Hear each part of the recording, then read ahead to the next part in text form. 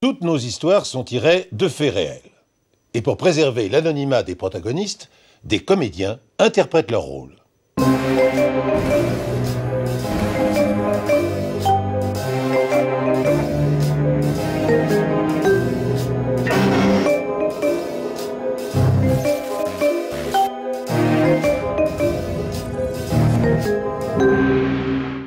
Je me demande souvent comment certains couples se retrouvent dans leur intimité une fois la porte de leur maison fermée. L'image heureuse que les époux affichent en public dissimule-t-elle malentendus, disputes, combats, rancœurs? Mon respect pour la vie privée d'autrui m'interdit bien sûr d'assouvir pleinement ma curiosité. D'autres, moins scrupuleux sans doute, parviennent-ils à percer les secrets de leurs voisins si jalousement gardés? Il semble que ce soit le cas, et cette histoire le prouve. Embusqués derrière leurs fenêtres, à l'abri des regards, Paul et Annie Jambin observent depuis des années avec délectation les moindres allées et venues de leurs voisins Josépha et Jean Brisset. Et l'heure qu'ils préfèrent est celle du coucher, quand après avoir vu un film à la télévision, les Brisset se mettent au lit en respectant un rituel tout à fait surprenant. En poussant son indiscrétion jusqu'à la manie, Annie Jambin va se trouver mêlée à l'un des faits divers les plus étranges de ces dernières années.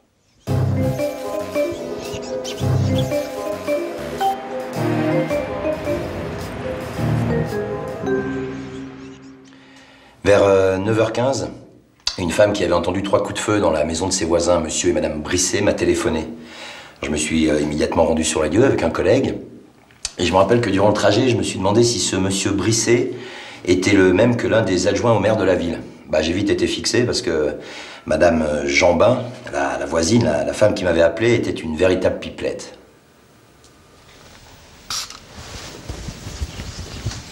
C'est moi qui ai appelé la police. Non, j'étais en train de faire un brin de ménage parce que, comme tous les matins, je fais les carreaux, j'aime bien que ça brille. Alors. Puis là, tout d'un coup, j'ai vu un taxi qui s'arrêtait. Il y a un gars qui est descendu. Bon, je n'ai pas fait trop attention parce que je vois pas bien de toute manière. Mais alors, pas longtemps après, j'ai entendu des coups de feu. 3. Ça venait de chez les Brisset, ça j'en suis sûre.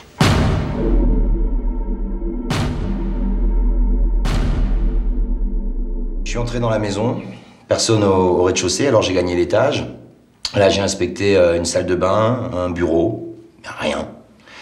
Je me rappelle, le maître dit que la maison des Brisset n'était pas très gaie. Pas de lumière, pas de tableau au mur, des meubles austères, aucune fioriture, vraiment rien, quoi. À ce moment-là, je suis rentré dans la chambre à coucher et c'est là que j'ai découvert le corps. Une femme était allongée sur le lit, la robe de chambre trouée de 3 impacts, il y avait du sang partout. Madame Brisset avait été tuée dans son lit. Antoine Gauthier et son adjoint procèdent à une fouille en règle de la maison. Un médecin légiste les rejoint bientôt et constate officiellement le décès. Gauthier prévient le mari de la défunte sur son lieu de travail et le convoque aussitôt. Quelques minutes plus tard, en explorant la chambre à coucher dans ses moindres recoins, le policier fait une découverte qui va orienter toute son enquête. Dans un tiroir de la table de nuit de la défunte, j'ai trouvé une photo, la photo d'un homme nu, mais alors nu comme un verre. D'abord, ça m'a fait sourire. Vous savez, on fait quand même un drôle de métier, hein. Rentrer comme ça dans l'intimité des gens, c'est pas... Bon. L'homme sur la photo avait les mains sur les hanches. Bon, il avait rien d'un Apollon, hein. Il ne tenait pas une forme particulière, si vous voyez ce que je veux dire. Environ une demi-heure plus tard, monsieur Brisset m'a rejoint dans sa chambre. J'ai immédiatement remis la photo à sa place. Parce que vous comprenez bien, je me devais d'annoncer à ce monsieur le décès de sa femme. J'allais pas en plus l'accueillir avec cette photo dans la main. C'est un petit peu délicat. J'ai vu monsieur Brisset qui rentrait en courant. Oh, il avait une sale tête. Hein. Alors, j'ai pensé qu'il était arrivé un truc à sa dame. Puis je me suis dit, si elle est morte, le pauvre homme, il va être tout seul. Non, parce que franchement, ces gens-là, ils reçoivent jamais personne. Ils sont toujours tout seuls. Bon, à part elle qui a sa copine qui vient prendre le thé. Vous savez, une espèce de grande là, enfin, vous m'avez compris. Bon, juste après, j'ai appelé mon mari pour lui raconter.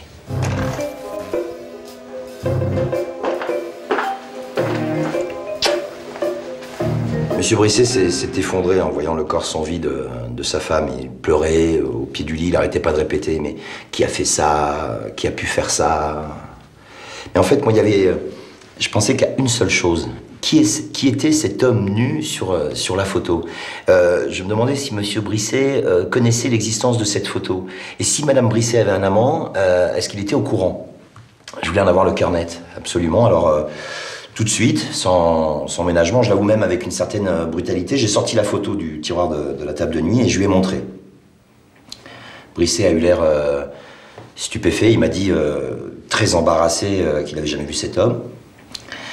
Faut imaginer ce qui se passe dans la tête d'un homme qui vient d'apprendre que sa femme a été assassinée et qui peut-être en plus est sans doute cocu. Il était là, tremblant, il tenait la photo et il m'a bafouillé. Est-ce que c'est lui? Est-ce que vous pensez que c'est lui qui a tué ma femme?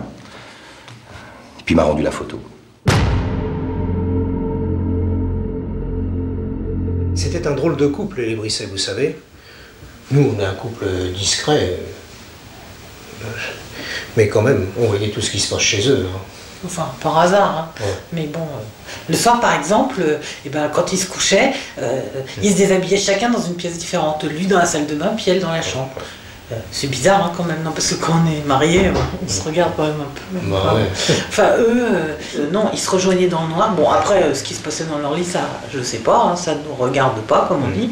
Mais quand même, hein, vous ne montrez pas de l'idée que des gens comme ça, c'est bizarre comme couple. Ouais. Le commissaire Gauthier convoque au commissariat Julie Dassault, la meilleure amie de la défunte, avec laquelle elle avait rendez-vous le matin même du crime. Le policier espère la faire réagir en lui montrant la photo du mystérieux homme nu.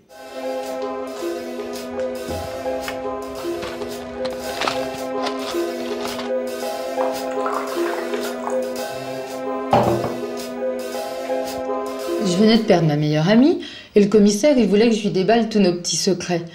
Au début, j'étais plutôt réticente, mais finalement, je me suis dit que j'avais peut-être tout intérêt à lui parler et à lui dire un petit peu tout ce que je savais, surtout par rapport à l'enquête. Alors j'ai vidé mon sac. Finalement, j'ai vidé mon sac. Alors l'homme sur la photo, je le connaissais pas. Mais par contre, je savais pourquoi. La photo se trouvait dans le tiroir de ma meilleure amie. Donc quand je repense à toute cette histoire, finalement, j'en ai encore le cœur qui bat. C'est vraiment toute une histoire rocambolesque. Josépha, elle m'avait dit quelques jours auparavant qu'elle avait donc passé d'une petite annonce dans des journaux spécialisés. Mais qu'on se comprenne bien, hein, c'était pas le genre de journaux pour vendre son canapé, hein, pas du tout. Hein. Non, c'était une petite annonce qui la concernait, elle. Vous voyez ce que je veux dire? D'ailleurs, j'étais un petit peu au début surprise. C'était pas du tout son genre, ça lui ressemblait pas. Et parce que Josépha, c'était loin d'être une audacieuse. Hein. Loin de là. Hein. Faut dire qu'avec Jean, son mari, lui, il était plutôt du genre coincé. Hein. D'ailleurs, entre nous, il refusait même de se montrer nu devant elle au bout de toutes ces années de mariage. Moi, je comprenais qu'elle avait besoin de voir un petit peu ailleurs. Hein. Puis elle en pouvait plus. Hein. Elle en avait marre. C'était hallucinant quand même, cette histoire. Et puis, elle voulait divorcer. À plusieurs reprises, elle avait voulu divorcer. Mais lui, il était obstiné, il refusait complètement, catégoriquement. Peur du scandale, peur du qu'en dira-t-on, des idioties, quoi. J'ai conservé le texte de la petite annonce envoyée par Josépha Brisset, je vais vous la lire. Je vous préviens, c'est tout à fait explicite. Hein. Alors, petite chatte, disposition tendre, recherche partenaire doué pour organisation loisirs, écrire poste restante, etc. Stupéfiant, non? Pour une bourgeoise de province. J'avoue que quand Josépha m'a fait lire le texte de l'annonce, mais j'étais morte de rire. Ça ressemblait si peu à sa façon d'être, son mode de vie. Mais en même temps, je ne l'ai pas jugée. Hein. Elle faisait ce qu'elle voulait. Hein. Puis si elle rencontrait quelqu'un comme ça, finalement, ça pouvait juste mettre un peu de sel, un peu de piment dans sa vie. Moi, j'avais rien à redire. Ça pouvait lui faire que du bien. En tout cas, le texte, il était assez clair pour appâter les hommes. En quelques jours, 6 réponses, 6 photos à l'appui. D'ailleurs, le jour du meurtre, j'avais rendez-vous, moi, avec Josépha. Et on devait regarder ces fameuses photos. Parmi les hommes qui avaient répondu aux petites annonces de Josépha Brisset, l'un d'eux était peut-être le meurtrier. Mais moi, il y avait quelque chose qui me chiffonnait dans cette histoire. Comment un de ses correspondants avait-il pu avoir sa véritable adresse? Les Brisset était sur liste rouge dans tous les annuaires téléphoniques, et Madame Brisset n'avait communiqué que son adresse par poste restante. Et bien sûr, ça vous le comprenez bien, par discrétion, Madame Brisset n'avait jamais donné à quiconque sa véritable adresse. Ça, c'est une chose. D'autre part, Madame Brisset n'avait subi aucune violence sexuelle. En général, un détraqué sexuel ne tue pas sa victime à l'aide d'un revolver. Ça Ça collait pas.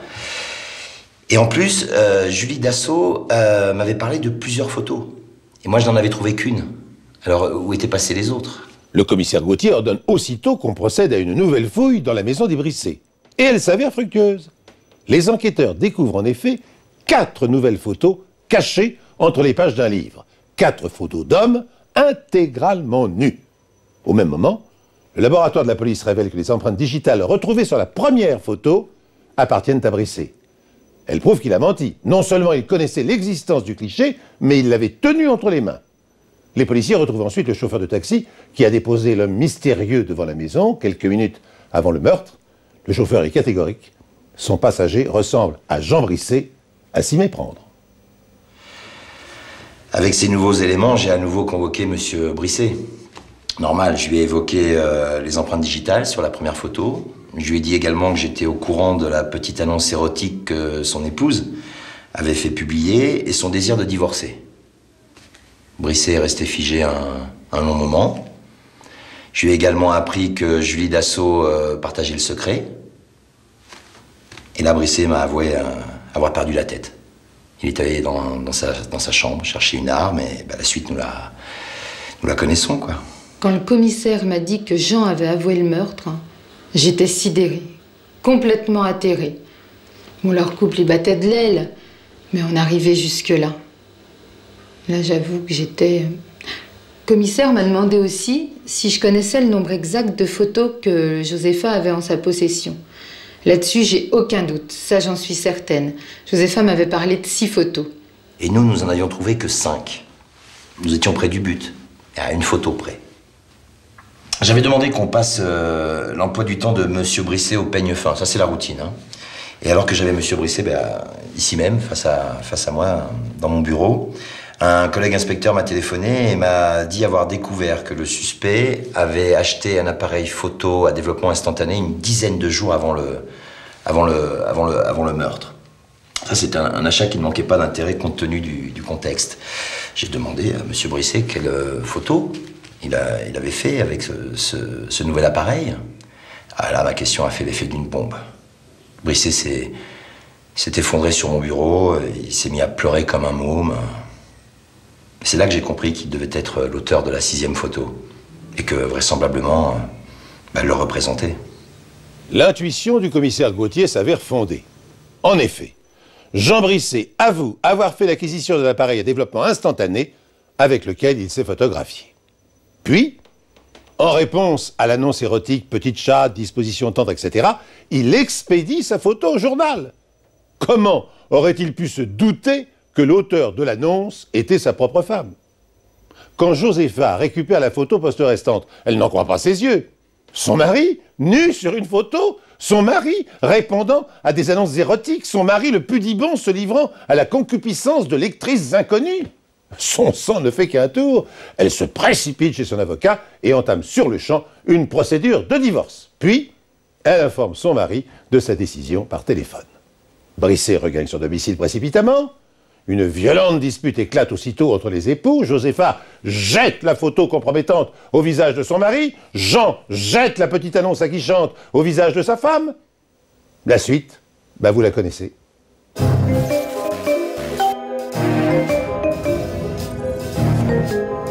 Je vais aujourd'hui vous raconter l'histoire d'une femme. Une femme qui a été l'innocente victime de l'un des plus grands scandales qui ait secoué le monde de la santé en France. Retenez bien la date. Nous sommes en 1985. Simone Louvier, 30 ans, a épousé André, ingénieur chimiste, 8 ans auparavant. Et elle a donné le jour à 2 beaux enfants, Pierre, 5 ans, et Marguerite, 7 ans. Le couple, heureux, équilibré, habite un charmant pavillon à Versailles, en banlieue parisienne. À peine les enfants scolarisés, Simone a repris une petite activité professionnelle dans une agence immobilière. Un jour, elle se sent mal. Une atroce douleur lui déchire le ventre. Mais Simone ne s'en alarme pas et endure courageusement sa souffrance qu'elle espère passagère. Elle a tort. Car ces douleurs abdominales vont peu à peu détruire sa vie. Et d'une manière totalement imprévisible. Écoutons le témoignage de Simone, qui a 50 ans aujourd'hui, et celui d'André, son mari. Pour des raisons que vous comprendrez dans un instant, il a accepté d'être filmé à condition que nous dissimulions son visage.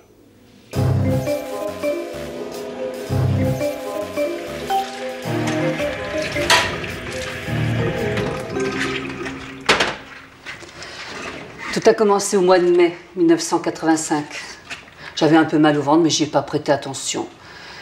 Et puis vous savez, j'étais une jeune maman, alors à l'époque, on prend sur soi, les enfants d'abord. J'étais surtout soucieuse d'arriver à l'heure à l'école. Ben, c'est bien simple, Simone ne se plaignait jamais. Hein. Alors quand elle a eu ses douleurs au ventre, bien, j'ai pensé qu'elle en faisait trop, beaucoup trop. Voilà. Bon, il faut dire aussi que moi, j'étais pas chaud pour qu'elle reprenne au travail. Hein. Les enfants...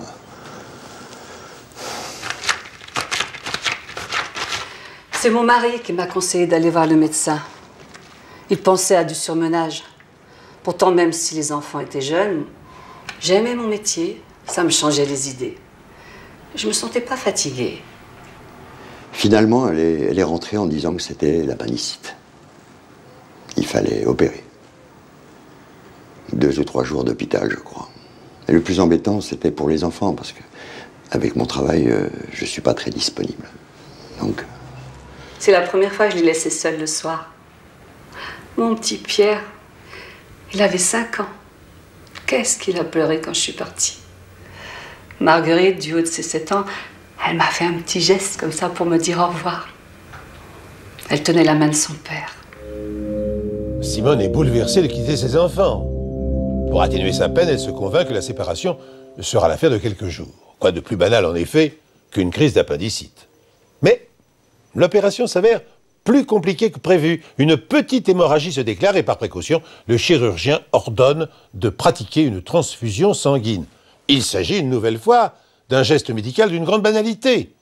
C'est naturellement ce dont est persuadé le chirurgien. Mais ne l'oubliez pas, l'intervention a lieu en 1985. 2 jours plus tard, Simone rentre chez elle et retrouve avec bonheur et soulagement son mari et ses enfants. À cet instant, comment pourrait-elle se douter que ces jours d'insouciance en famille lui sont dès lors comptés?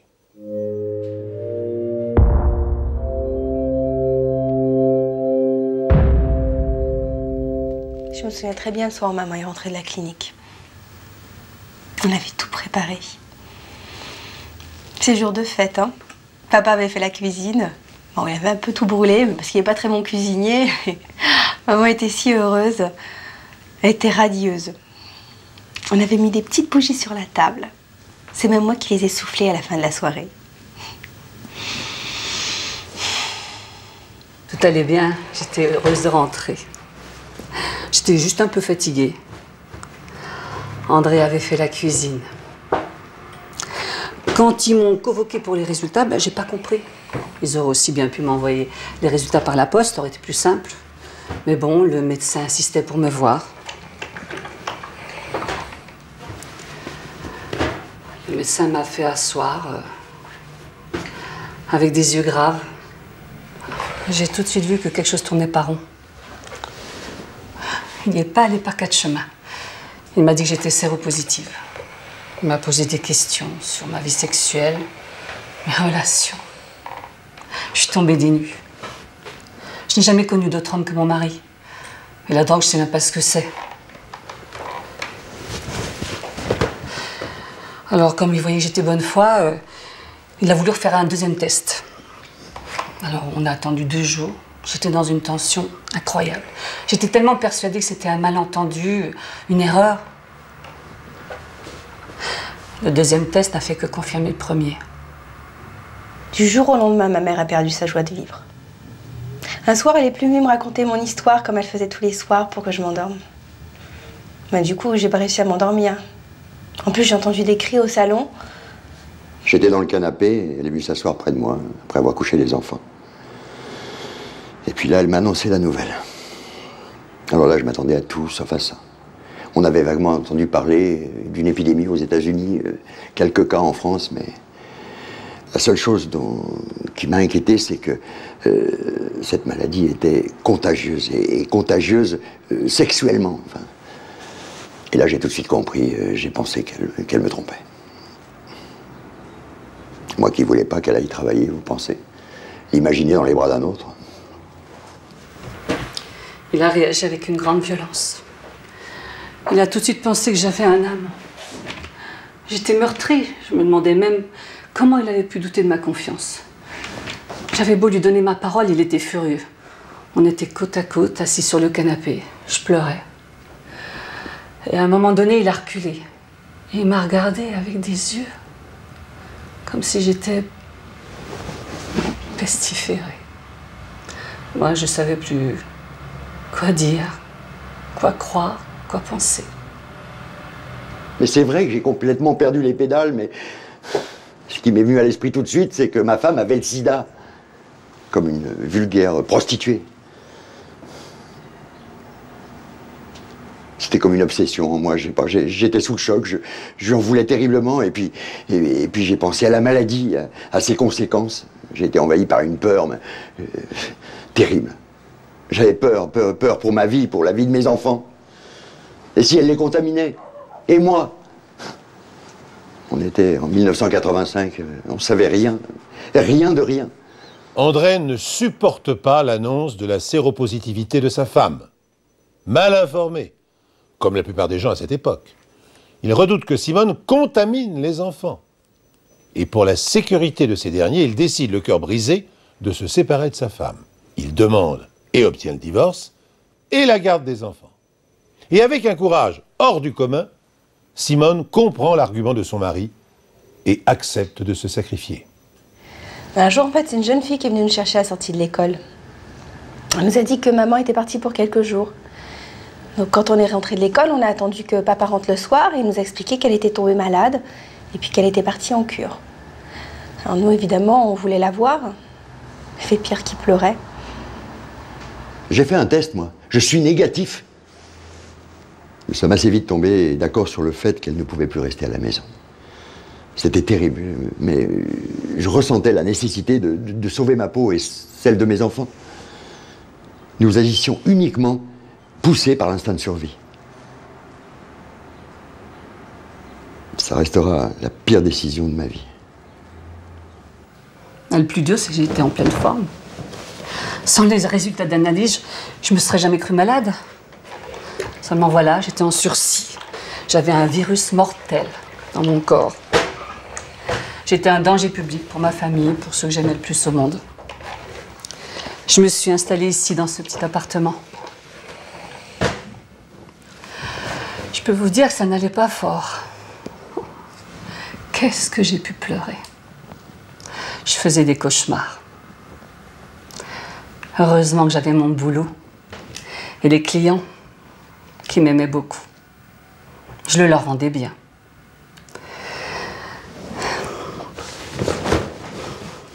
C'est le médecin de ma clinique qui m'a dit d'aller consulter un bénévole de l'association Aide.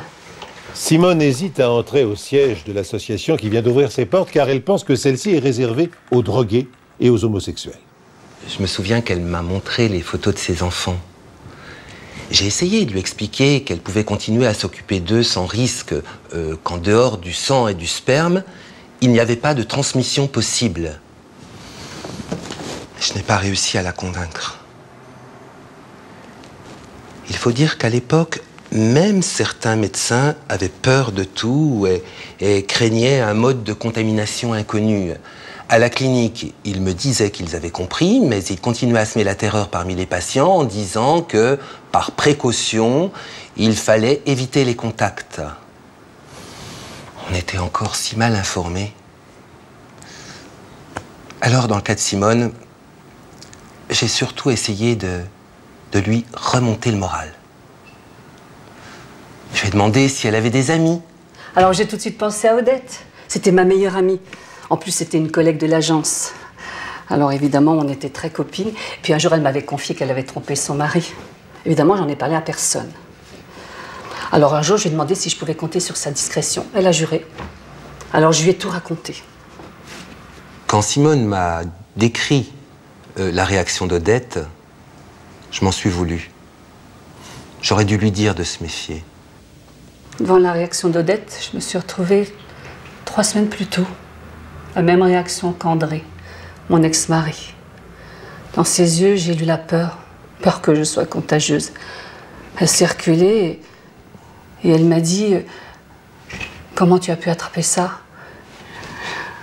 J'avais forcément fait des choses. Je lui en voulais. Elle me connaissait, elle savait que c'était impossible. De victime, je suis passée accusée. Je voyais la peur dans les yeux de ma meilleure amie. En accordant sa confiance à son amie Odette, Simone ignore qu'elle est en train de couper le dernier lien qui la rattache encore à l'univers des bien-portants. Quand le patron de l'agence m'a convoquée, j'ai pas compris.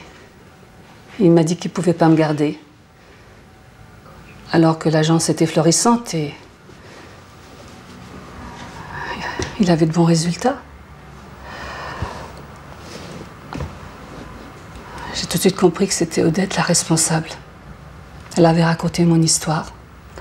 Alors, il m'a raconté qu'il avait des difficultés économiques, que j'étais bien, mais qu'il ne pouvait pas me garder parce que j'étais la petite nouvelle. J'ai perdu mon boulot. J'avais plus rien. Jamais j'aurais pu imaginer ça. Je survivais en faisant des ménages dans des maisons qui ressemblaient à la mienne. Reléguée au banc de la société pour une faute qu'elle est sûre de n'avoir pas commise, Simone endure un calvaire quotidien. La maladie mortelle qui sommeille dans son corps ne tardera pas à se manifester et à l'emporter irrémédiablement. J'étais là. Je faisais du repassage pour une cliente quand j'ai entendu les grands titres dans le journal de 20h. L'instauration officielle du dépistage systématique du virus du sida dans les dons de sang date du 1er août 1985.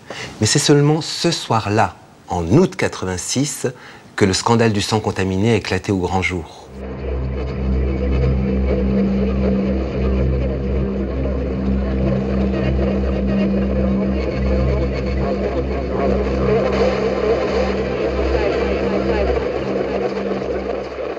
J'ai découvert l'origine de la maladie de Simone devant la télévision. Nous étions avec ma nouvelle compagne et les enfants quand le téléphone a sonné. J'ai compris tout de suite, c'était à cause de la transfusion. Alors, j'ai eu qu'une envie, c'est d'appeler André pour retrouver sa confiance, son estime, lui raconter ce qui était arrivé. Et je savais bien qu'on ne pouvait pas reprendre une vie commune. À cette époque-là, on pensait que la maladie était toujours très contagieuse. On vivait une autre époque. Mais j'avais vraiment envie de lui parler. Alors j'ai pris le téléphone. C'est moi qui ai décroché. Moi, j'ai tout de suite reconnu la voix de maman. Mais j'ai pas osé lui dire à quel point j'étais heureuse de l'entendre. Alors j'ai fait comme si de rien n'était, puis j'ai passé le téléphone à papa. Quand j'ai entendu la voix de Marguerite, j'étais bouleversée. J'ai rien dit. J'ai simplement demandé à parler à André. Il m'a dit qu'il avait vu l'émission. Il avait une voix bizarre. Ça a été très dur ce soir-là. Je m'en souviendrai toute ma vie. J'étais convaincu que Simone m'avait menti sur l'origine de sa maladie, mais je pensais que notre amour était mort puisqu'elle m'avait trompé. Savoir qu'elle avait contracté le virus lors d'une transfusion. J'étais soulagé, bien sûr. Évidemment. Mais comment lui dire ça? J'avais honte de moi, honte de ce que j'ai pensé d'elle. Les mots ne sortaient plus. Et ce qui est encore plus terrible pour moi aujourd'hui, c'est d'avoir cru dur comme fer à l'époque qu'avec la maladie de Simone, elle ne pouvait plus s'occuper des enfants au quotidien. Et cette peur déraisonnable, je le sais aujourd'hui, a privé mes enfants de leur mère. Alors, c'est vrai que j'ai décidé de refaire ma vie. J'ai rencontré Brigitte, elle est douce, elle est généreuse, maternelle avec Pierre et Marguerite. Et si j'avais su. Cette dernière désillusion a raison de la résistance psychique de Simone Louvier. D'autant qu'elle sait maintenant qu'en dépit de son affection, Elle aurait pu continuer à s'occuper de ses enfants sans leur faire prendre le moindre risque. Alors cette fois, elle s'effondre pour de bon. Son ressort est brisé. Terrassée par une dépression qui s'éternise, elle est désormais incapable de travailler, elle vivote, d'être sociale. Mais pourquoi vivre? Pour qui vivre? Alors à plusieurs reprises, elle songe à commettre l'irréparable. Quand on m'a proposé de refaire le test, j'ai souri. J'avais déjà fait 2 fois, alors je voyais vraiment pas l'intérêt de le recommencer. Et puis ils m'ont dit qu'à l'époque, le test n'était pas très fiable. Et comme j'avais pas déclaré la maladie, moi j'étais pas contre. Les premiers tests sont arrivés sur le marché fin 84, début 85. À l'époque, tout ça était tellement nouveau. Alors, il y a eu des ratés. Mais en 1990, la recherche a progressé, en particulier grâce à l'Institut Pasteur. Et les tests ont considérablement gagné en fiabilité. C'est comme ça que Simone a su qu'en fait, elle n'était pas contaminée. Je sortais du collège quand je l'ai aperçue. C'était caché dans un petit coin. Au début, je l'ai prise pour une inconnue, mais j'ai reconnu ses yeux. Elle m'a dit qu'elle était plus malade. Et puis, qu'elle nous aimait toujours.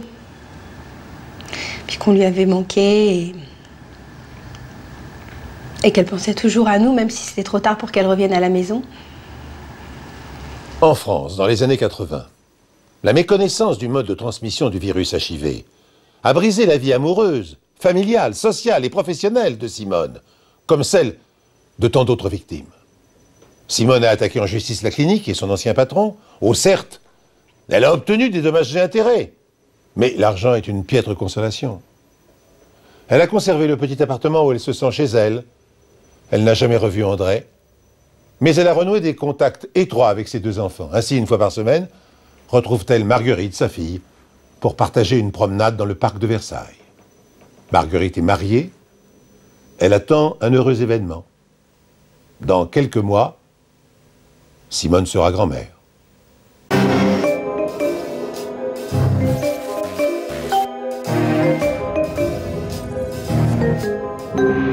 À côté de l'histoire avec un grand H, les faits divers racontent les petites histoires du quotidien. Tragiques ou comiques, absurdes ou fantastiques, elles jalonnent nos vies et ne cessent de nous surprendre. Ainsi, lorsqu'un ami m'a rapporté il y a quelques années l'histoire que vous allez voir maintenant, j'ai d'abord cru qu'il se payait ma tête.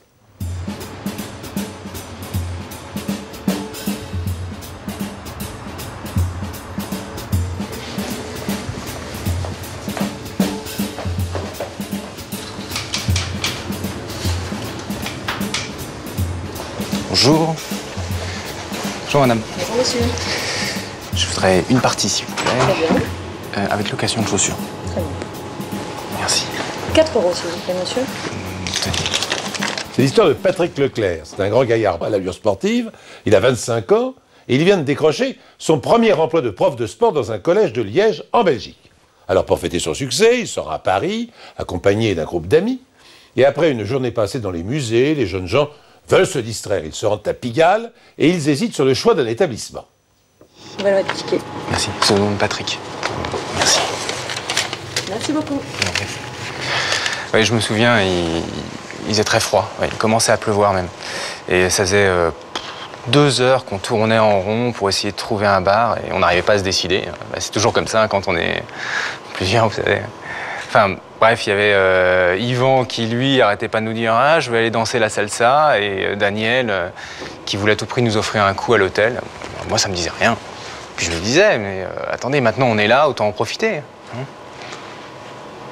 Ah oui, on m'avait tellement parlé de Pigalle. C'est connu dans le monde entier. Ouais. Et en plus, ça m'aurait franchement embêté de rentrer en Belgique sans avoir au moins testé une de ces boîtes. Alors, j'ai tellement insisté qu'on a fini par rentrer au Sexy Palace.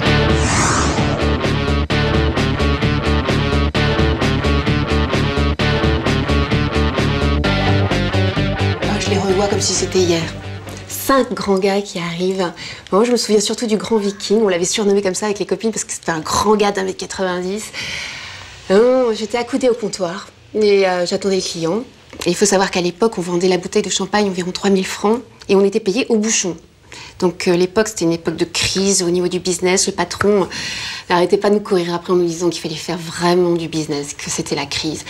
Quand on a vu ces 5 grands gars arriver un jour de semaine, on s'est dit avec les copines, oh là là, ceux-là, on va se les chouchouter, on va se les bichonner aux petits oignons. C'était extraordinaire. Merci, monsieur. Et quand on est entré dans la boîte, il n'y avait pas grand monde. À part une fille qui dansait sur le petit podium à moitié nue. D'ailleurs, je me suis demandé comment elle faisait pour tenir comme ça sur ses hauts talons. Et il y avait 3 filles aussi autour du bar, plutôt mignonnes, qui nous souriaient. J'étais sûr qu'elles travaillaient là. Alors mes copains ont commandé de l'alcool, et moi, comme je suis sportif, j'en bois jamais, j'ai pris un jus d'orange. Et j'ai profité du spectacle. Ouais. J'ai bien senti que l'ambiance, le lieu plaisait pas à mes amis. Au bout d'1 heure, ils ont voulu partir. Je trouve ça un peu dommage parce qu'ils annonçaient 10 minutes plus tard le duo érotique. Alors, ils sont rentrés à l'hôtel. Moi, je suis resté.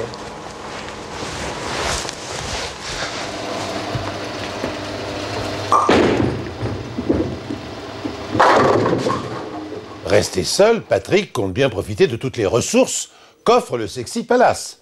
Si elles ne sont pas les plus belles de Paris, les filles sont aguichantes et le spectacle dose érotisme et humour. Alors attiré sans doute par le portefeuille bien garni du jeune homme, 2 entraîneuses prennent bientôt place à ses côtés et, en professionnel averti, minaudent pour obtenir un verre. Patrick les repousse avec une certaine brusquerie. Et vers 2h30 du matin, une fois le show terminé, il s'en va, enchanté de sa soirée. Ah non, il n'a pas laissé de pourboire du tout, c'était le type même du mauvais client. Non, non, il faut savoir qu'en plus, quand on faisait pas du chiffre d'affaires, on se faisait engueuler par le patron. Et le patron n'était pas quelqu'un de facile, non. Non. En fait, quand une fille n'était pas assez rentable, elle se faisait virer en moins de 2. Et alors, pour retrouver du boulot à Pigalle... En sortant du bar, la température est encore tombée. Alors, je me souviens, j'étais bien content d'avoir pris mon blouson chaud pour sortir. Mais j'étais très étonné parce qu'il n'y avait pas grand monde dans la rue, alors que pour moi, c'était un quartier qui grouillait jusqu'au petit matin. Alors bon, bref, j'ai fait quelques pas, je me vois encore en train de refermer la fermeture éclair de mon blouson. Et là, c'est le trou noir.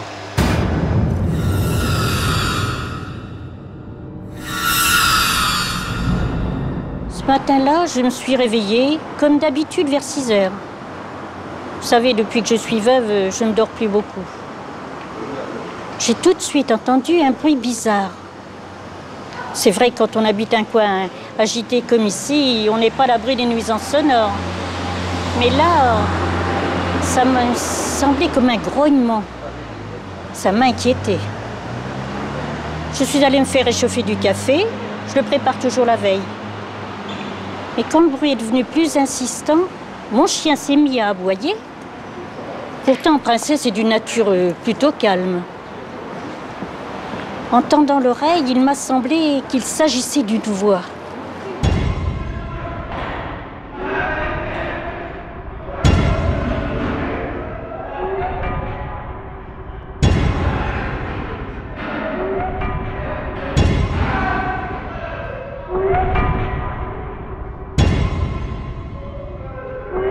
C'est une drôle de sensation.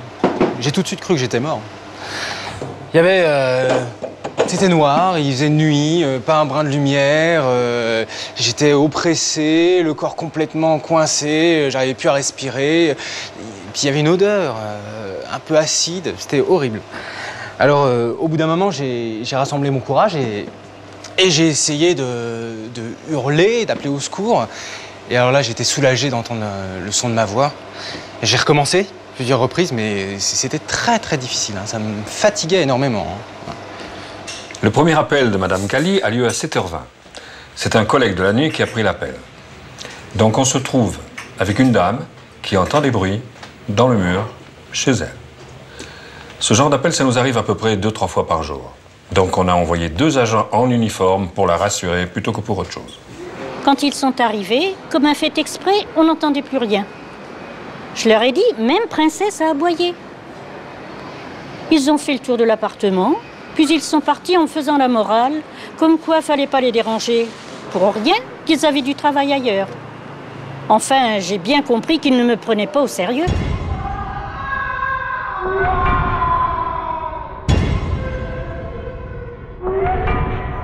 Les certitudes de Janine Galli faiblissent. Est-elle certaine d'avoir entendu du bruit?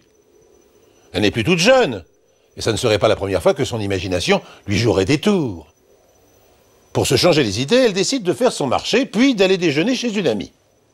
Au même moment, les camarades de Patrick Leclerc commencent à s'inquiéter. Leur copain aurait dû rentrer au milieu de la nuit, au plus tard au matin. Or, il est 13h, et Patrick n'a toujours pas donné signe de vie. Cela ne lui ressemble guère.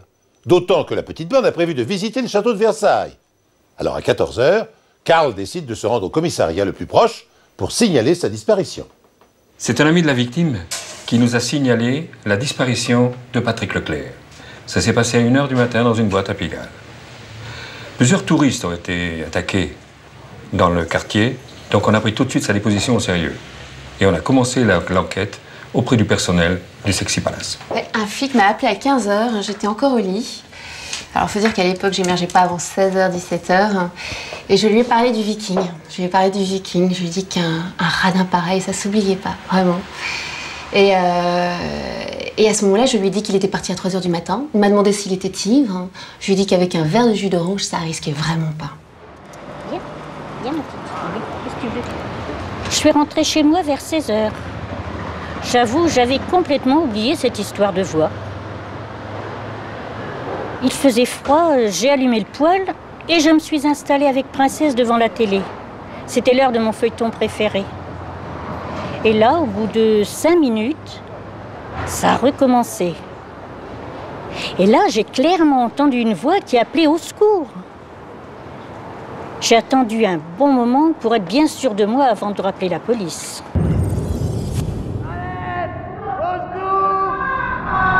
J'avais perdu toute notion de temps et d'espace. La seule chose qui me soutenait, c'était que je pensais à ma famille, surtout à ma sœur, ma petite sœur dont je suis très proche. Voilà, et je me suis demandé ce qu'elle allait penser quand elle allait apprendre que j'étais mort, parce que j'étais sûr d'être mort. Hein. Et à un moment donné, il y a eu j'ai senti une brûlure intense et l'air est devenu suffocant et désespéré, je me suis mis à hurler.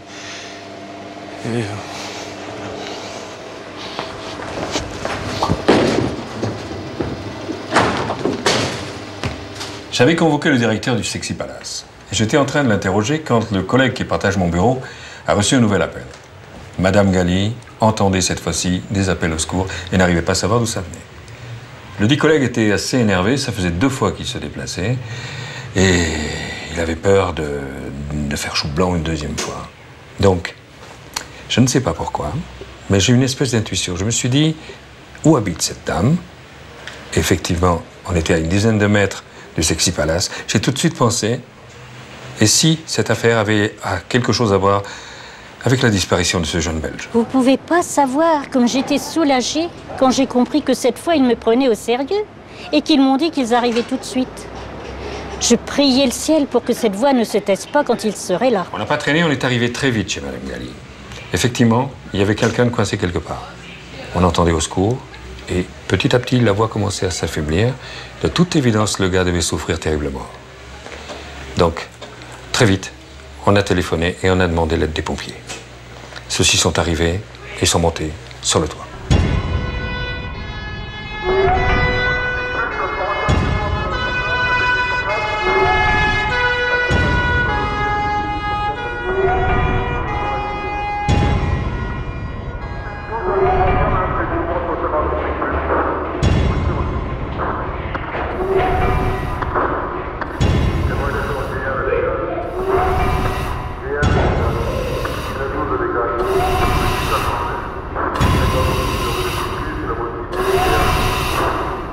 Je me suis senti happé, quelqu'un me tirait par les pieds.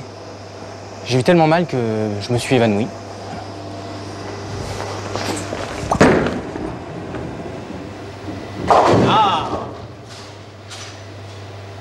La première chose que les pompiers ont distingué arrivés sur le toit, c'est les chaussures de sport. Avec une corde, ils ont dégagé Patrick Leclerc de la cheminée où il était prisonnier. Le type était en très mauvais état. Il avait une sale plaie à la tête, couvert de suie et les cheveux étaient brûlés. Un véritable miracle qu'il soit encore vivant. Un mois après, on va arrêter les deux coupables. Ce sont deux frères qui travaillent au Sexy Palace. Un des deux était celui qui alpaguait les clients à l'entrée du bar. Les entraîneuses renseignaient nos deux individus et ceux-ci attendaient les victimes à la sortie pour les dépouiller. Après cette histoire, j'ai tout arrêté. J'ai démissionné, j'ai arrêté de travailler la nuit.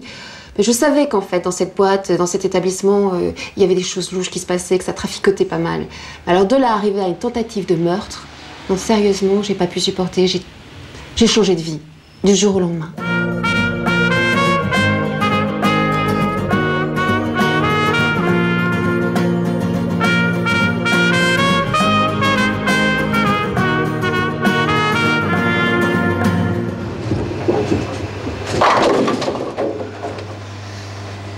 Au procès, ça a été terrible, hein, parce que j'ai appris ce qui m'était arrivé cette nuit-là.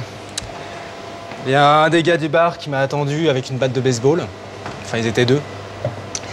Et ils m'ont frappé tellement fort pour me voler mon portefeuille qu'ils m'ont laissé par terre. Ils ont cru que j'étais mort. Donc là, ils m'ont tiré dans une petite ruelle. Ils ont trouvé un échafaudage sur un immeuble. Et ils sont montés dessus et ils m'ont hissé jusqu'au toit. Et ils m'ont jeté dans un trou de cheminée. Ouais. J'étais coincé, la tête la première, dans un trou de 50 cm de diamètre, à 2 mètres au-dessus du poil de Madame Gali. Ouais. Ah, j'ai fait des cauchemars pendant des années. Ouais. Je suis complètement claustrophobe maintenant. Alors bon, je fais une analyse, j'essaye de m'en sortir comme ça. Et le sport m'aide beaucoup. Ouais. Je suis jamais retourné sur Paris. Non, jamais eu l'occasion. J'espère bien y retourner, hein. J'ai pas dit mon dernier mot. On va aller voir le château de Versailles. Ouais. Allez. Au cours de l'enquête, les policiers découvrent que les agresseurs de Patrick Leclerc n'en sont pas à leur galop d'essai. Ainsi, lorsqu'un client du Sexy Palace ne se montre pas assez généreux avec les hôtesses, ont-ils pris l'habitude de le dépouiller à la sortie du cabaret. Les aigrefins sont arrêtés, placés en garde à vue, et la boîte fermée sur décision de justice. Quant à Patrick Leclerc, il a eu, comme on dit, beaucoup de chance dans son malheur. En effet, Madame Gali avait utilisé sa dernière bûche et avait ce jour-là oublié de racheter du bois. Un oubli providentiel qui a permis à Patrick Leclerc de ne séjourner qu'une seule nuit en enfer.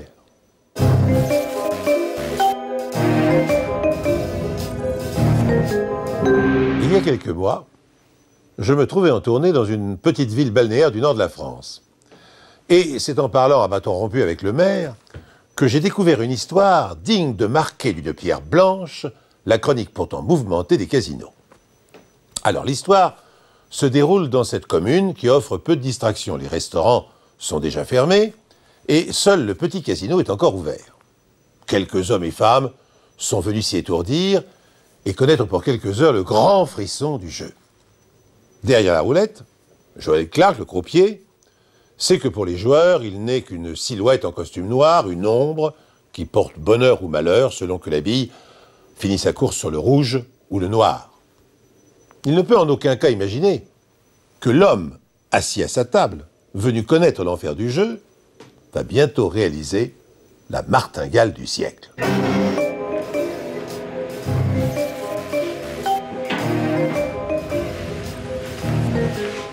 J'ai eu la peur de ma vie. Et vraiment la peur de ma vie. Pourtant au début c'était une soirée comme les autres, rien de particulier. Croyez-moi, il y a des soirs où même moi je suis surexcité rien qu'en regardant les gens à ma table. Des soirs où les belles femmes viennent, se succèdent, les flambeurs viennent s'éclater. Puis je peux vous dire que ça y va, il y a de l'électricité dans l'air. Ah mais ce soir-là, rien. Non, il y avait que des gens tristes. Des petits joueurs sans intérêt. Enfin, c'est ce que je croyais. À chaque fois que je raconte cette histoire, j'en tremble. J'avais eu une journée un peu stressante et j'avais envie de me faire un petit plaisir, de rêver un peu. Alors je suis entrée au casino.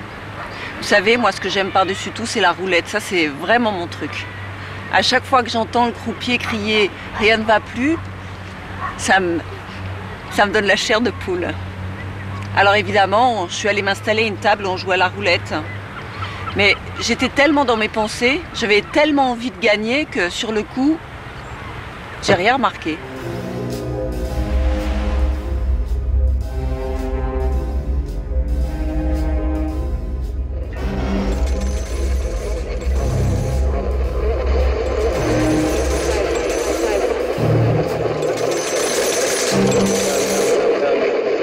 pour la 100e fois, au moins ce jour-là, j'ai lancé la bille.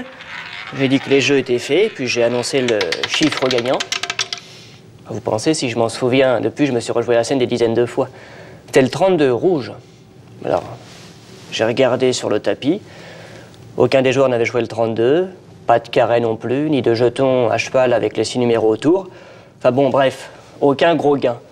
Juste quelques jetons sur le pair. Pas grand-chose. Mais il y avait juste là, à côté de moi, un homme qui avait joué 2000 € sur le rouge. Alors j'ai jeté un œil comme ça par curiosité pour voir de quoi il avait l'air, quoi. Et puis ça m'a fait rire parce qu'il m'a fait penser à mon ex-mari avec son petit sourire et ses petites lunettes dorées. Lui par contre, il m'a même pas regardé. Alors je suis retournée à ma partie, hein, finalement, après tout à la roulette, c'est chacun pour soi. Avant ça, je l'avais à peine remarqué, il était plutôt discret. Assez petit, dégarni, avec un costume noir qui avait l'air un peu étriqué. Enfin, le genre passe-partout. Même sa façon de jouer, d'ailleurs, n'était pas très originale.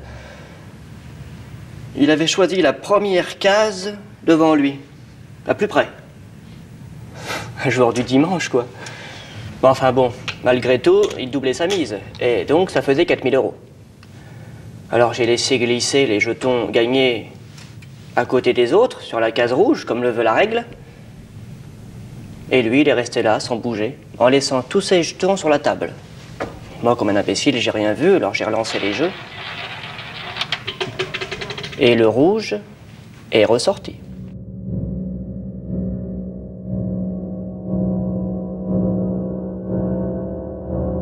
Il avait encore doublé sa mise, 8000 €. Vous vous rendez compte, il y a de quoi être content, non? Ça fait une sacrée somme, non? D'autant plus que, entre vous et moi, ce monsieur, il avait pas l'air très riche. Enfin, il a même pas sourcillé, rien. J'ai commencé à penser qu'il avait de la veine, lui, avec son air de ne pas y toucher. Et à nouveau, il a laissé tous ses jetons sur le rouge. Il n'a pas bougé. Il ne quittait pas la roulette des yeux, avec un petit sourire. J'ai commencé à me poser des questions, mais bon, il y avait d'autres jours, il fallait que la roulette tourne, alors j'ai lancé la bille.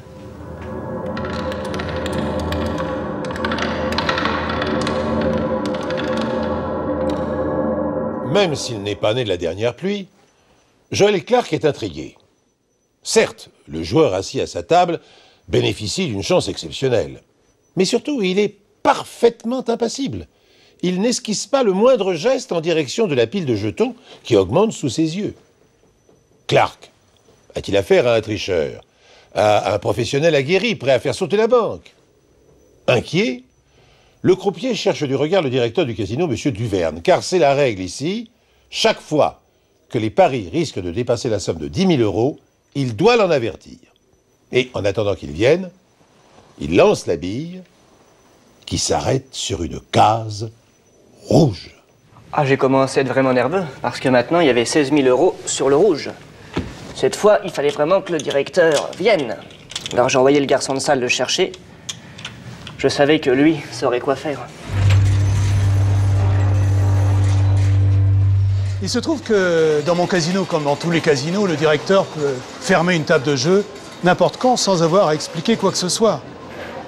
C'est la règle, les joueurs le savent. Et ils savent aussi qu'une fois une table fermée, ils ont encore la possibilité de jouer 3 fois. 3 chances de gagner ou de perdre. Je n'ai pas eu besoin de parler, j'ai jeté un regard au croupier et il a fait ce qu'il avait à faire. J'ai annoncé aux joueurs que nous fermions la table, et puis j'ai lancé la bille.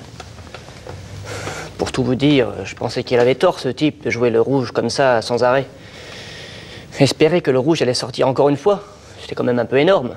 Bien sûr, au casino, entre nous, on s'en raconte des histoires de 7, 8, voire 10 fois la même couleur. Mais bon, ça arrive une fois tous les 10 ans. Et puis, ce qui devait arriver, arriva. C'est le 36 rouge qui est sorti. Et toujours aucune réaction de l'homme en noir, avec son petit sourire. Pendant ce temps, la nouvelle fait le tour de la salle. Les autres tables se vident. Le cliquetis des machines à sous s'interrompt. Des joueurs s'assemblent autour de l'homme en noir, dont la chance est insolente. Utilisa-t-il un subterfuge capable de commander à la bille de s'arrêter uniquement sur les cases rouges. Il ne reste que 2 tours à jouer avant la fermeture de la table. Ah, quand la bille s'est immobilisée sur le rouge, tout le monde retenait son souffle. À force de doubler sa mise, ça faisait quand même 64 000 €. Et lui, il n'a même pas esquissé un geste pour aller récupérer ses jetons. Pas dit un mot. Rien. J'en revenais pas. J'arrivais pas à comprendre comment un type qui a une telle baraka puisse rester comme ça, impassible. Et en plus, je me demandais quand est-ce qu'il allait s'arrêter de gagner. Je voyais bien qu'il y avait des regards entre le croupier et le directeur. Je savais qu'il se passait quelque chose. Si j'avais su, j'aurais joué comme lui.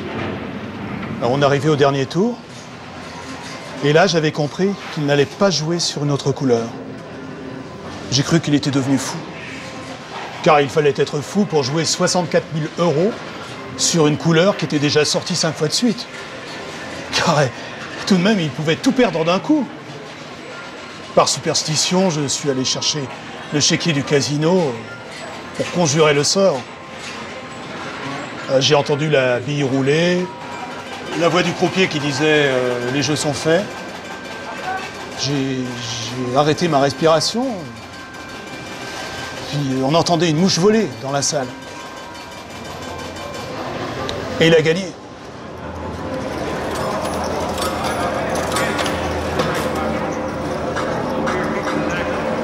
J'en aurais pleuré. Franchement, ce type quelconque avec son pauvre costume, qui avait joué 2 000 € sur la case devant lui, et qui gagne finalement 128 000 €. Je sais que c'est pas sympa de dire ça, mais franchement, j'étais écœuré. Surtout qu'il m'avait même pas donné un seul jeton. On peut pas dire que ça a été à le rendre sympathique. Comme chaque fois qu'un gagnant fait sauter la banque, comme on dit, je suis allé le féliciter. C'est important pour la réputation du casino. Je suis allé vers lui et je lui ai tapé sur l'épaule comme ça, sympa. Et puis il a basculé en avant. J'ai senti son dos se dérober sous ma main. Et puis sa tête est tombée sur le tas de jetons. Comme ça. Il s'est écroulé sur ses 128 000 €. J'ai hurlé, hurlé. Jamais j'aurais imaginé une chose pareille. Quand je pense qu'il était juste à côté de moi. Mais il était mort. Mort. Bah, les gens ont crié, on n'en revenait pas. Je pensais même pas que c'était possible de mourir comme ça. Les yeux ouverts, en souriant. Le mystérieux homme en noir que des envieux soupçonnaient de tricher dirige en fait un modeste salon de coiffure au centre de la ville. Le soir de sa mort, il n'a pas triché, car on ne triche pas avec la mort. La fille du défunt, Amélie, est bouleversée par la nouvelle. Elle remplit tant bien que mal les formalités de décès et se rend au casino pour s'entretenir avec son directeur. Pour solde de tout compte, M. Duverne lui remet une enveloppe.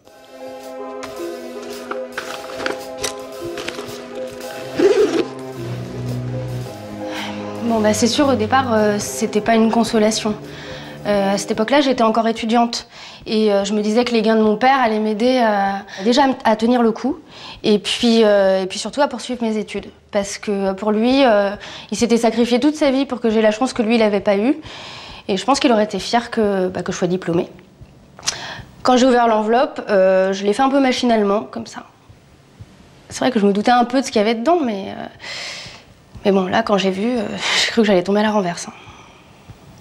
J'ai interrogé toutes les personnes qui jouaient à la table de son père, y compris mon croupier, et toutes m'ont raconté la même chose. À savoir ce que je vous ai raconté tout à l'heure. Un homme immobile, sans aucune réaction, avec un sourire rigide. J'en ai déduit les conclusions qui s'imposaient.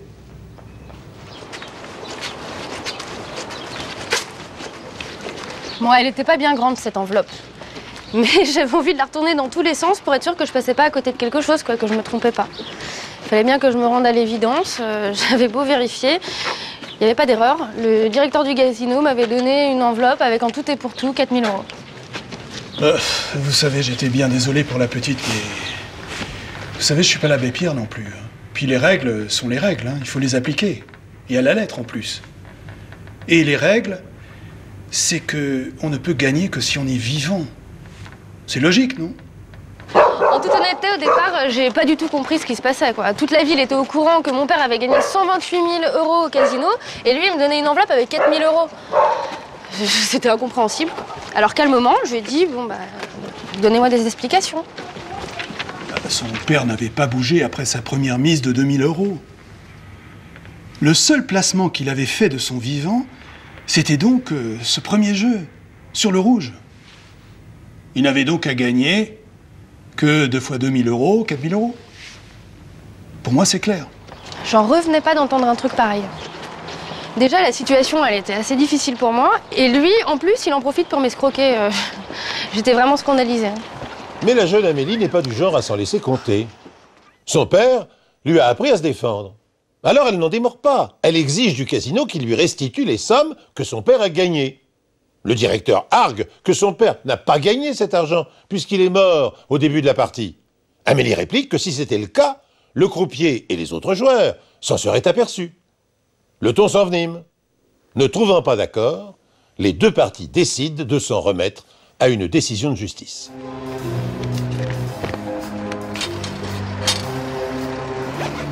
J'étais sûre qu'il s'était passé quelque chose. Mon père pouvait pas être mort comme ça juste en s'installant à la table de jeu. C'était un peu gros quand même. Donc moi j'avais déjà ma petite idée sur la question. Malgré les regards noirs qu'elle me lançait, je n'étais pas vraiment inquiet. On était nombreux à avoir assisté à cette scène et intrigués par l'immobilité de son père. C'est vrai que c'est vraiment absurde de rester aussi immobile et inerte quand on gagne autant d'argent. À moins d'être milliardaire. J'étais sûr que le juge allait arriver à la même conclusion que moi. Mon père, moi, je le connaissais mieux que n'importe qui. Et en réalité, je savais très bien ce qu'il avait tué. Mon père, il a travaillé depuis qu'il a 16 ans pour gagner sa vie. Et après ma naissance, bah, c'était pour m'offrir une belle vie à moi qui se donnait du mal. Mais bon, c'est pas en étant coiffeur dans une petite ville de province, même en coupant des cheveux 10 heures par jour, et bah, qu'on devient millionnaire. Aussi ce soir-là, quand il va au casino et que tout à coup, en jouant le rouge comme il jouait toujours, il se retrouve avec une véritable fortune, bah, moi j'en suis persuadée, c'est ça qui l'a tué, quoi. C'est de gagner une grosse somme d'un coup, comme ça. Donc quand j'ai raconté ça au juge, j'ai bien vu qu'elle me comprenait. Est-ce l'émotion d'avoir gagné plus en une heure qu'en une vie qui a terrassé le petit coiffeur? Le tribunal en a décidé ainsi. Et grâce au gain de son père, Amélie a terminé ses études. Elle est aujourd'hui infirmière dans un hôpital voisin. Quant au directeur du casino, il redouble maintenant de vigilance quand il repère un petit homme vêtu de noir s'approcher timidement d'une table de jeu.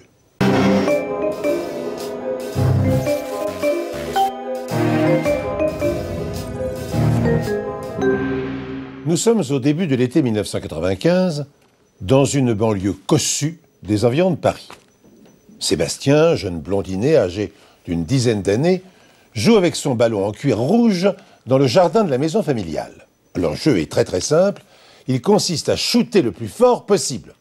Et Sébastien a réussi si bien son premier tir que son ballon s'envole au-dessus du mur mitoyen et atterrit dans le jardin de la voisine.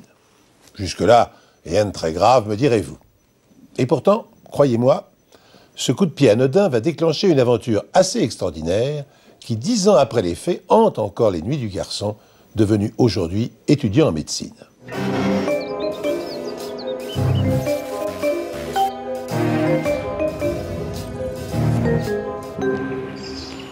Bah, mon père m'avait pourtant prévenu. Hein. Ne tire pas n'importe où, je t'aiderai pas à aller récupérer le ballon si tu le perds. Moi, j'ai dû lui répondre quelque chose comme mais bien sûr, papa, bien sûr. Mais c'est sur mon dernier pénalty que j'ai envoyé le ballon de l'autre côté du mur. Je me voyais déjà me faire engueuler par mes parents, mais je me demandais surtout comment passer chez la voisine.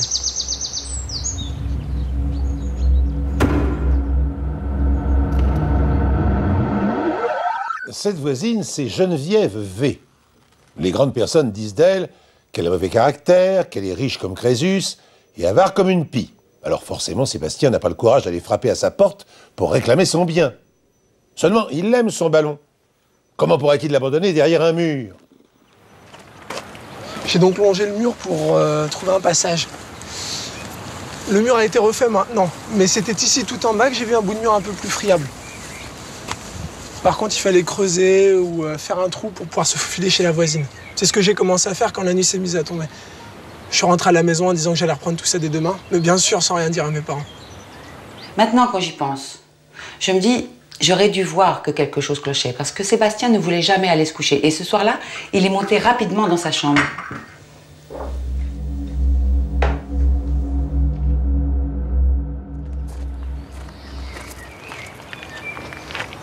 Je me souviens que j'ai très mal dormi, mais dès que je me suis réveillé, je suis retourné à mon mur.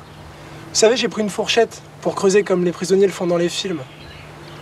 Je me souviens que mon père était parti au travail et que ma mère devait faire les courses, mais en tout cas, j'étais tout seul. Au bout de quelques heures, une partie du mur a commencé à céder, et maintenant, il me restait plus qu'à traverser le jardin de la voisine. Dans sa tête de petit garçon, Sébastien imagine sa vieille voisine sous les traits d'une sorcière. Sans mari, sans enfant, sans domestique, sans jardinier, elle doit errer dans ses 10 pièces comme un triste fantôme.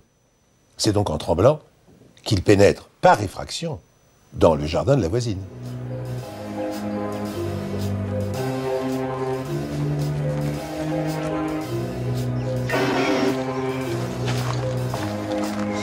Une fois passé le muret, j'ai jeté un rapide coup d'œil pour voir si j'apercevais du rouge quelque part. J'ai regardé à gauche, rien. À droite, rien. Je me suis avancé dans le jardin, toujours rien. D'un coup, j'ai entendu une voix sortir de là-haut, de la maison. Ça pouvait être que la voisine. De peur de me faire repérer, j'ai couru vers le bungalow pour m'y abriter.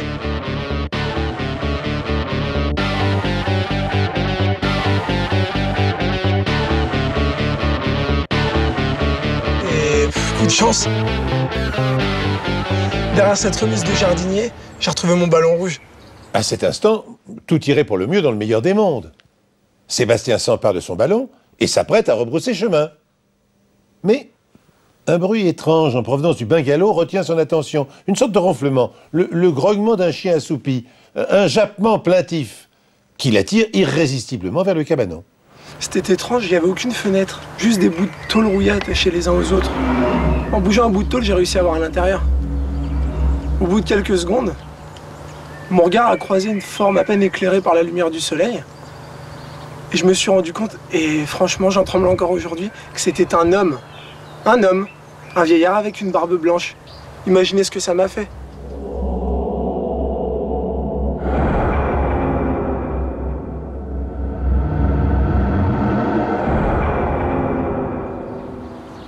Je crois que j'oublierai jamais jusqu'à ma mort. C'était la première fois que j'entendais une autre voix que celle de la vieille mégère depuis plusieurs années. Des années, des années. Partir? Oh bah non. J'y pensais même plus. J'étais bien sûr de crever dans cette remise, hein. Ouais, j'étais sûr que j'allais crever là-dedans. La première chose à faire, ça a été d'écarter la tôle pour y voir mieux. Je le voyais à peine, ce gamin. Et j'entendais qu'il tirait sur les tôles. La tôle partout, puis tout d'un coup, j'ai touché sa main. Oh. Ah, c'était la vie que je touchais pour la première fois depuis des années. C'était la vie. La vie, ce gosse. Ah oui, c'était la vie. Il avait une main froide et toute fripée, mais elle me faisait pas peur, c'est la main d'un grand-père, c'est tout. En fait, c'est comme si j'avais une mission. Il fallait l'aider. Je lui ai posé des questions du style vous pouvez pas sortir, c'est défendu. Il a baragouiné quelque chose que j'ai pas compris. En plus, la tôle, elle résistait. Et là, j'ai dû lui dire oui, quelque chose comme ne vous inquiétez pas, je reviens tout de suite. 5 minutes après avoir traversé le jardin de ma voisine, j'étais dans le garage de mon père en train de chercher un outil pour faire céder la tôle.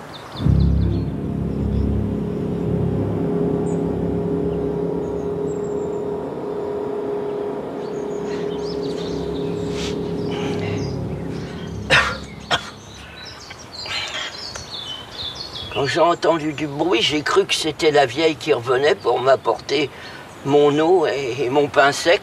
Mais non, c'était bien le gamin. Il était revenu. Et puis il tripatouillait la tôle, je l'entendais là-haut. Et puis tout d'un coup, il y a eu un trou. Alors j'ai vu sa tête, son regard, ses grands yeux. Oh, ce regard. J'oublierai jamais ce regard. Il ressemblait au rescapé d'un naufrage, comme dans les histoires que mon grand-père me racontait. Ses cheveux blancs pendaient dans son dos. Sa barbe, elle semblait pas avoir été coupée depuis des années.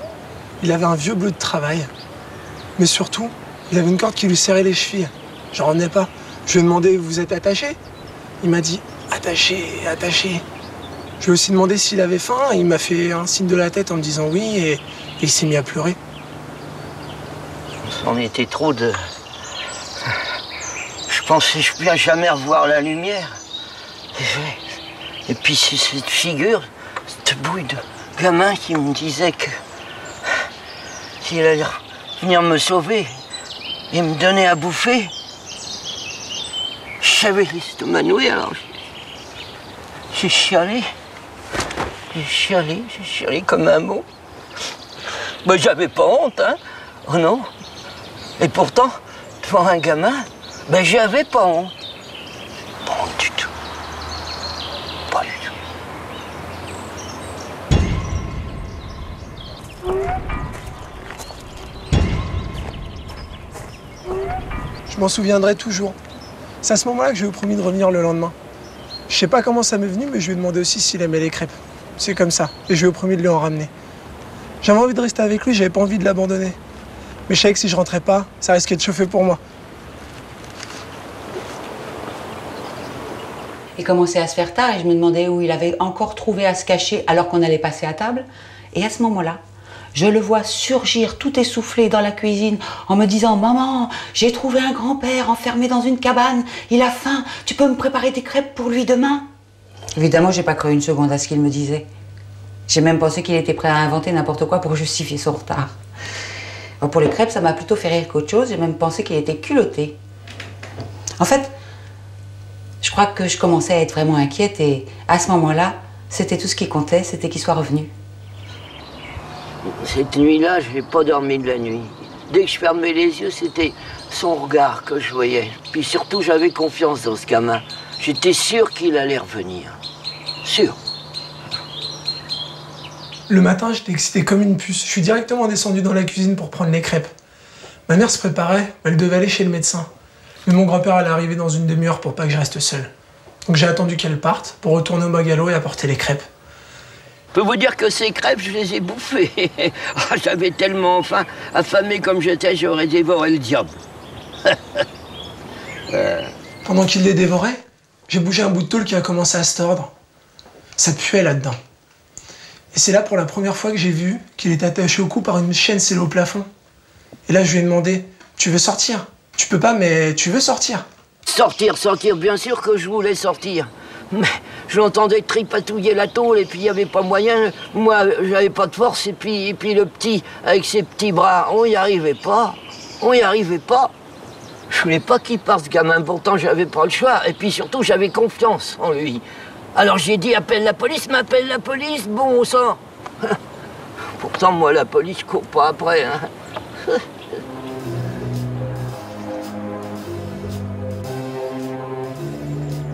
Désormais, le sort du vieil homme est entre les mains de ce petit garçon de 10 ans. Avant même de m'embrasser, il a commencé à me raconter son invraisemblable histoire. Il parlait très vite, je ne comprenais rien. Le ballon, le mur, le bungalow, les crêpes et le vieillard enchaîné.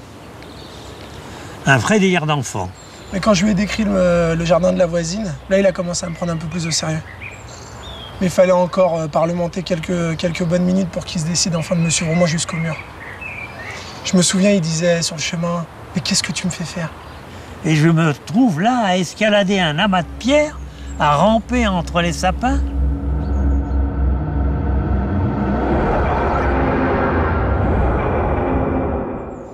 Il me croyait toujours pas. Enfin, jusqu'à ce qu'il voie le bungalow. Là, j'ai eu un choc. Il existait bien, ce bungalow. Il ne m'avait pas menti. Et comme un gamin, je me suis mis à courir avec Sébastien jusqu'au bungalow. Et après l'avoir aidé à soulever la tôle, je me suis trouvé nez à nez avec cet ermite qui me regardait l'air perdu et apeuré. Je n'en croyais pas mes yeux. J'avais beau lui dire « Ne t'inquiète pas, on est là pour te sauver, on va te sortir de là ». Il s'est blotti contre un mur.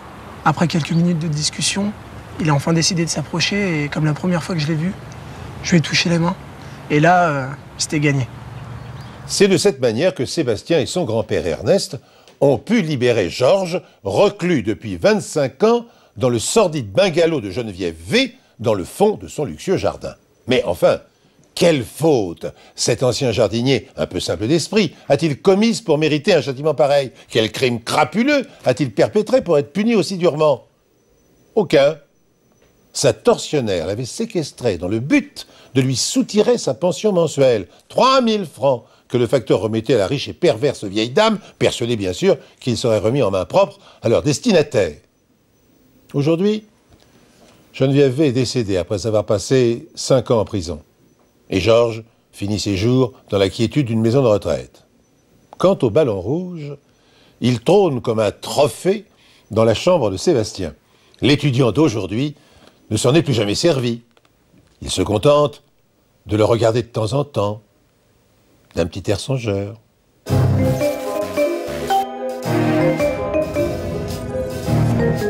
L'héroïne de cette histoire s'appelle Sylvie Roulet. C'est une jolie jeune femme qui a grandi dans une banlieue fleurie. Habituée à un certain luxe, Sylvie rêve d'une vie bourgeoise, dans une maison agréable, entourée d'un beau jardin.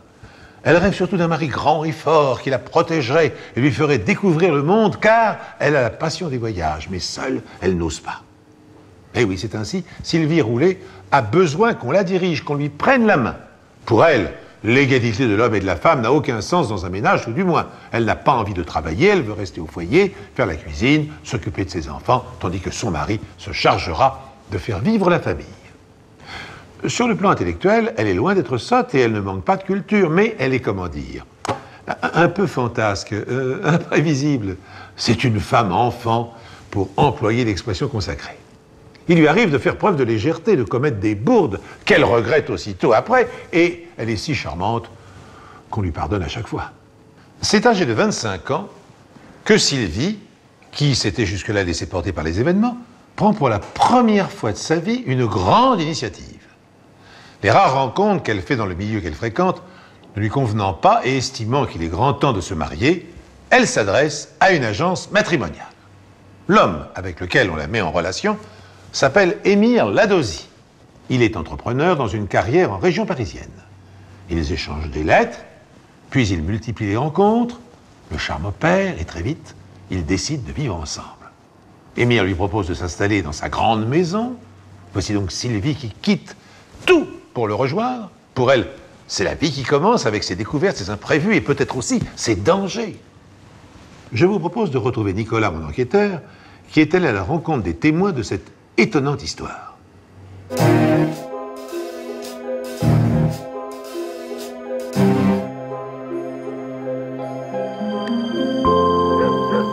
Ce jour-là est très important dans la vie de Sylvie Roulet. Sur cette route ensoleillée, la jeune femme marche au-devant de son nouveau destin. En effet, c'est aujourd'hui, avec pour toute richesse une simple valise, que Sylvie vient s'installer et vivre dans cette belle maison avec Émile Ladozy. Émile est un chef d'entreprise dynamique qui possède et dirige une carrière non loin de là, une affaire qui marche bien. Émile s'est bâti tout seul à la force de son travail et à l'aide d'un solide bon sens. Ce matin, Émile et Sylvie ont rendez-vous devant la maison qui va abriter leur toute nouvelle histoire d'amour.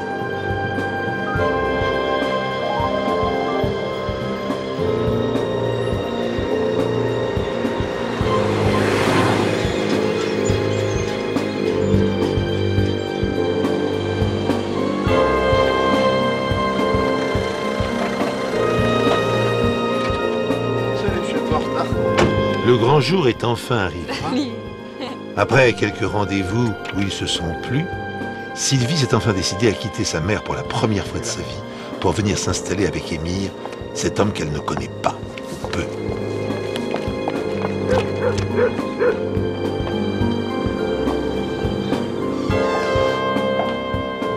La maison semble agréable. Émile a préparé un déjeuner aux chandelles, et qui est certes un peu brouillon, mais tout de même très touchant. Sylvie est sous le charme.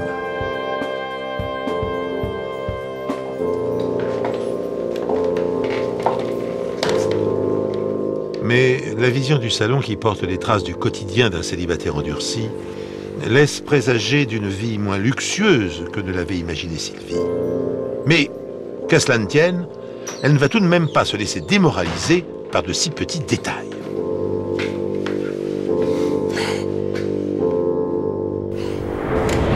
Sylvie, merci beaucoup d'avoir accepté cette interview. Je crois que vous avez beaucoup hésité, n'est-ce pas? Oui, c'est vrai.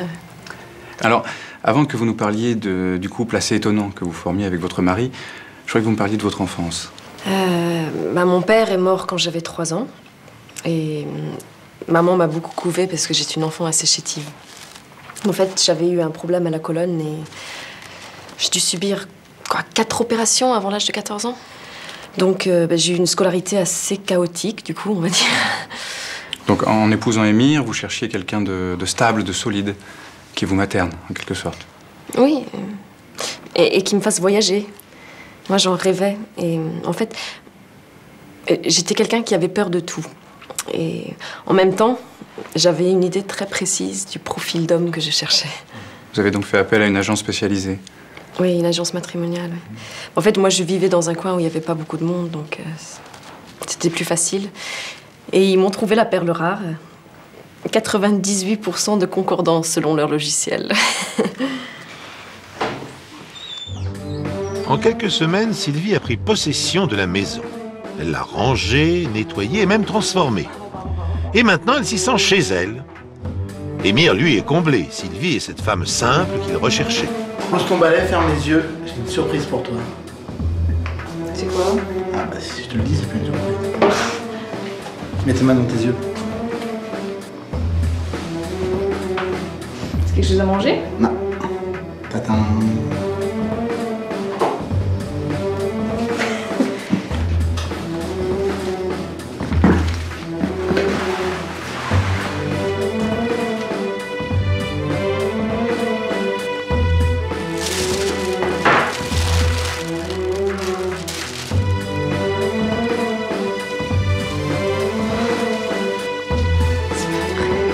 Émir mène sa vie comme il mène ses affaires, rondement.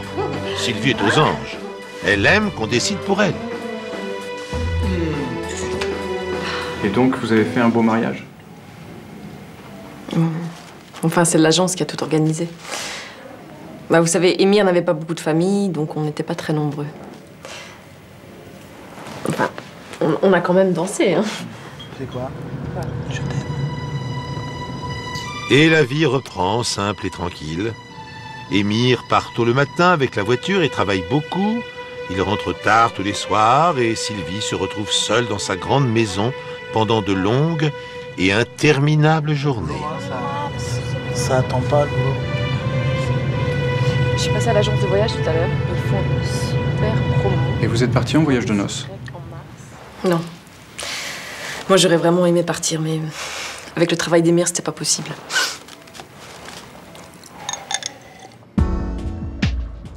Sylvie n'est pas vraiment malheureuse. Sa vie est même plutôt agréable, mais les vacances au soleil qu'elle avait imaginées, la vie sociale dont elle rêve, lui font cruellement défaut. Émir et elle ne sortent jamais, parlent peu et ne reçoivent jamais personne. Tu sais quoi? Moi, je trouve que tu travailles un peu trop en ce moment. Alors, je m'étais dit que peut-être ce soir, on pourrait aller boire un verre. Et quand elle organise toujours de son initiative une simple sortie pour aller au restaurant, eh bien le téléphone se met à sonner et le travail vient lui voler Émir. Excuse-moi. Oui, allô? Ah oui, je suis à la maison.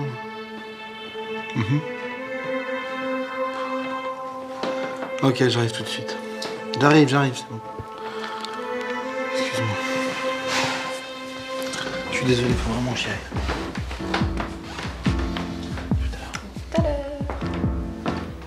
Vous faisiez quoi de vos journées? Ben, moi, je travaillais pas, donc honnêtement, je trouvais le temps très long parfois. C'est un coin où il n'y a pas grand monde avec qui parler. Et on peut dire que c'est un trou, quoi. Émir a essayé de me présenter à des gens. Mathieu Rivière? Chérie! Émir ne connaît que ses collègues de travail. Il amène souvent Mathieu Rivière à la maison, un garçon simple et timide qui sert à Émir d'homme à tout faire. Sylvie rêvait de rencontres en société, de dîner en ville, de sorties entre amis. Elle doit se contenter de déjeuners peu excitants avec un homme de chantier qui parle encore moins que son mari. On se doute bien qu'Émir ne choisit pas ses ouvriers pour leur conversation. Bon, bah, vous voulez de la salade? Ouais. C'est qui le petit jeune là, qui était ce matin sur le chantier avec toi? C'est l'agent d'intérim qui l'a envoyé? Ouais. Il est pas très vif. Hein. Pour Mathieu Rivière, c'est tout l'inverse. On peut dire qu'il est littéralement en admiration devant la jolie Sylvie.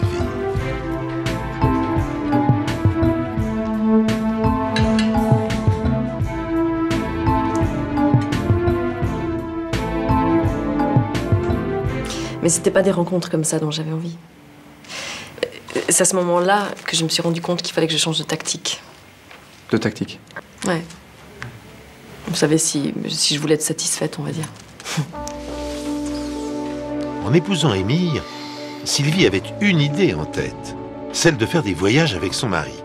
Émir en a largement les moyens. Il ne s'agit alors que de le convaincre de lâcher pour une petite escapade son entreprise adorée. Mais obstiné, Émir ne veut pas comprendre.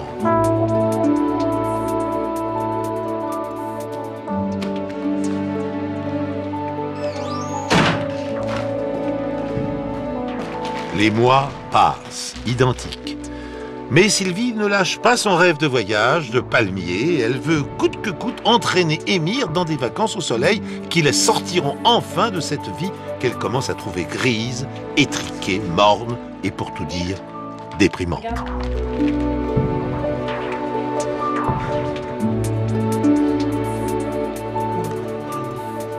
Faut que j'y aille, moi. Bon, je vais au chantier, je suis déjà en retard.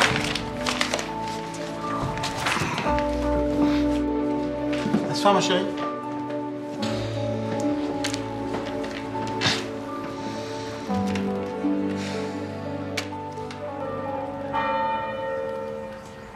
Dans le décor de son petit village isolé, Sylvie se sent seule et abandonnée. Quand elle se promène en voiture, les rues semblent désertes. On n'y rencontre jamais personne.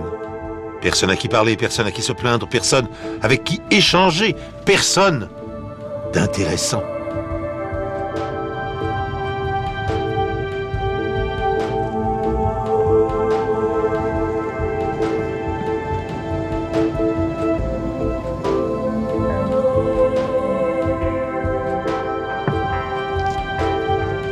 La seule connaissance que Sylvie ait une chance de croiser, c'est Mathieu Rivière.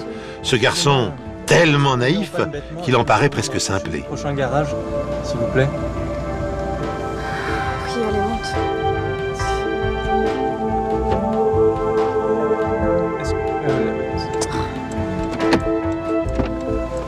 Merci.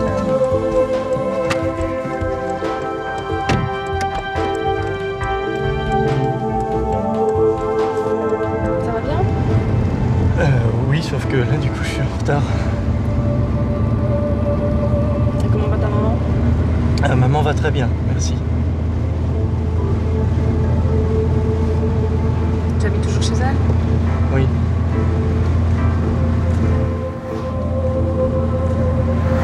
Pas de petite amie? Non. Personne qui te plaît au village? Il sentait un mélange de cambouis et de savon de Marseille. C'est là que j'ai compris qu'il était puceau. Puceau à 25 ans, ça existe encore, ça? Au village, oui. Pour nous éclairer sur la personnalité d'Émir, nous avons voulu rencontrer M. Chauvet, qui longtemps a été l'un des contremaîtres de la carrière. Eh bien, c'est entendu, madame, demain à 8 h, si vous voulez. Très bien. Au revoir, madame. Bonjour. Je vous ai apporté des petites douceurs. Je crois que vous aimez ça. C'est ma femme qui vous a renseigné? Merci bien.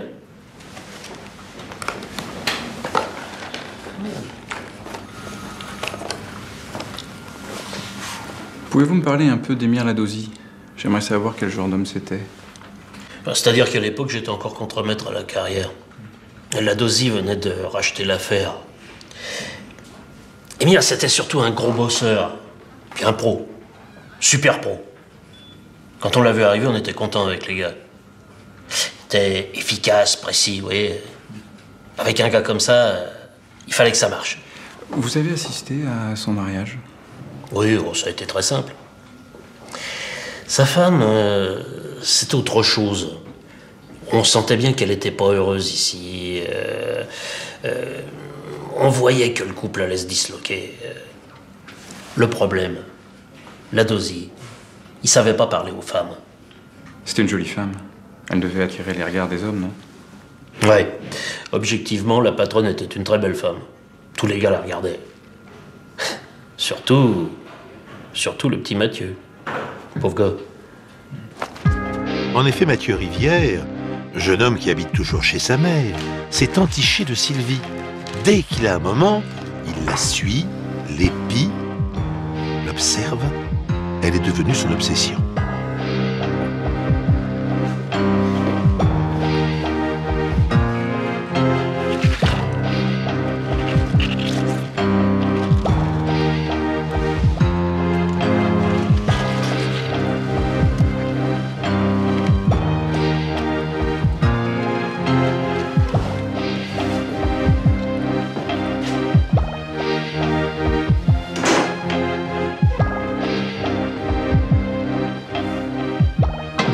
À votre avis, il s'est passé quelque chose entre Mathieu Rivière et Sylvie Ladosie? À ce qu'on m'a dit. Mais moi, vous savez, les ragots, moi, je préfère ce genre de gourmandise. Ça crée moins d'histoire. Et puis un jour, sans raison particulière, Sylvie craque. Que toutes ces années de frustration, de déception, de privation remontent brutalement à la surface. Elle se rend compte tout à coup que son avenir ne sera jamais tel qu'elle l'a imaginé. Son rêve d'une vie un peu brillante s'écroule. Et celui qui l'empêche d'être heureux, c'est Émir et sa maudite carrière.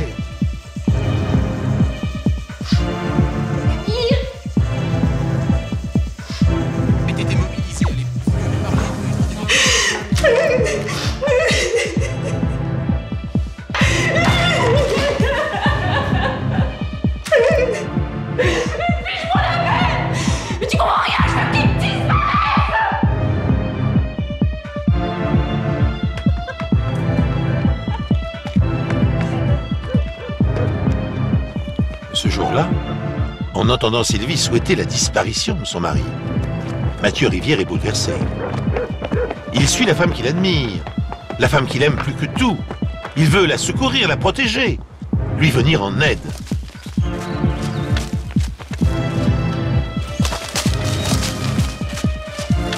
Il trouve Sylvie en pleine crise. Une crise impressionnante. J'en peux plus, Mathieu. Il faut qu'il disparaisse de ma vie. Je supporte plus de le voir, tu comprends? Je supporte plus de le voir. Je voudrais qu'il meure, je voudrais qu'il disparaisse de ma vie.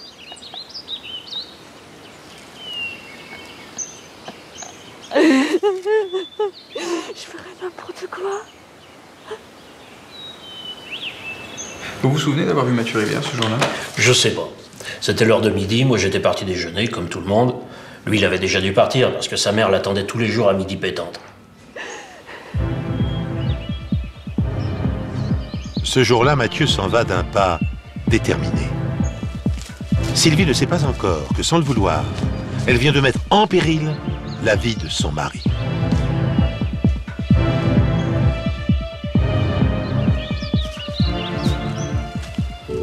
Émir ne travaille jamais le samedi. Mais bouleversé par la dispute avec sa femme, il est retourné à l'endroit où il se sent le mieux, c'est-à-dire sa carrière. Mathieu, obsédé par Sylvie, se sent investi d'une mission qu'il dépasse. Il doit exaucer le vœu de la femme qu'il a serrée dans ses bras. Elle m'appartient. Il doit tuer Émir. Sans réfléchir, il pousse son patron dans le vide.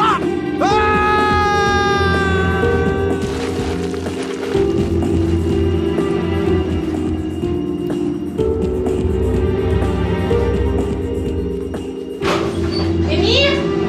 Sylvie s'est calmée. Elle rentre chez elle, décidée à se réconcilier avec Émir. Mais Émir a disparu. Sylvie s'inquiète. Maintenant, elle craint d'avoir perdu son mari. Mais au fond, c'est pas ce que vous vouliez, vous?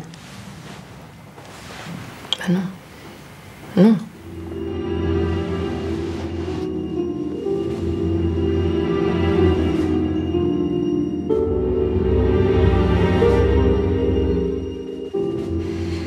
Non, mais pour vous dire la vérité, en même temps, je me disais, peut-être enfin je suis libre.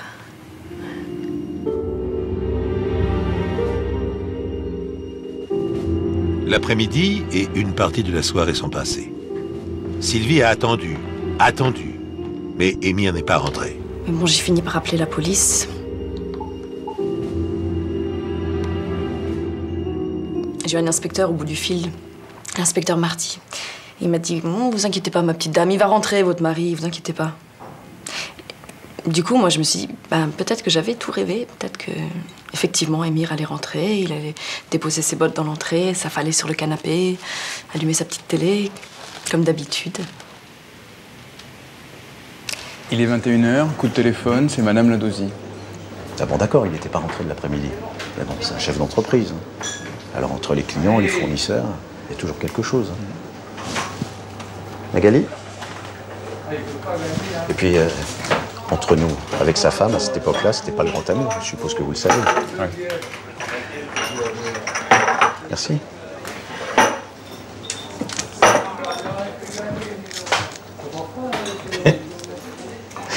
Si on devait s'énerver à chaque fois qu'un type avait 3 heures d'absence, il faudrait multiplier nos effectifs par 20. Mais cela fait près de 24 heures qu'Émir a disparu.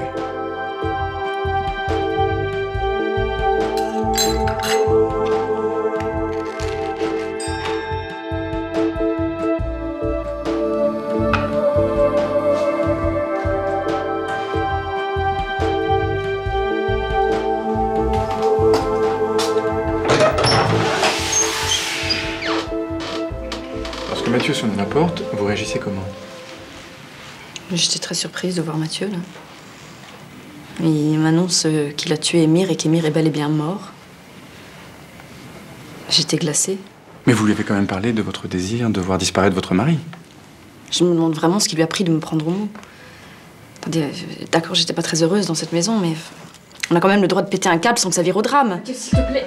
Émir est mort. Il nous embêtera plus, on va pouvoir faire notre vie ensemble.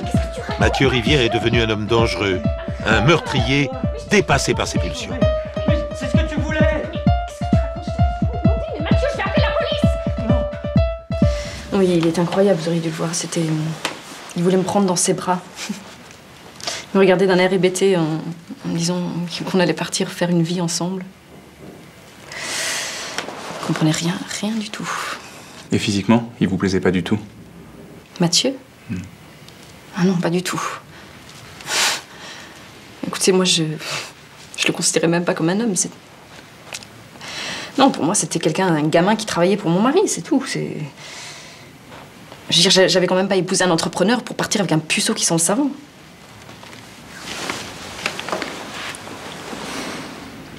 On a reçu un deuxième coup de fil pour nous signaler une deuxième disparition.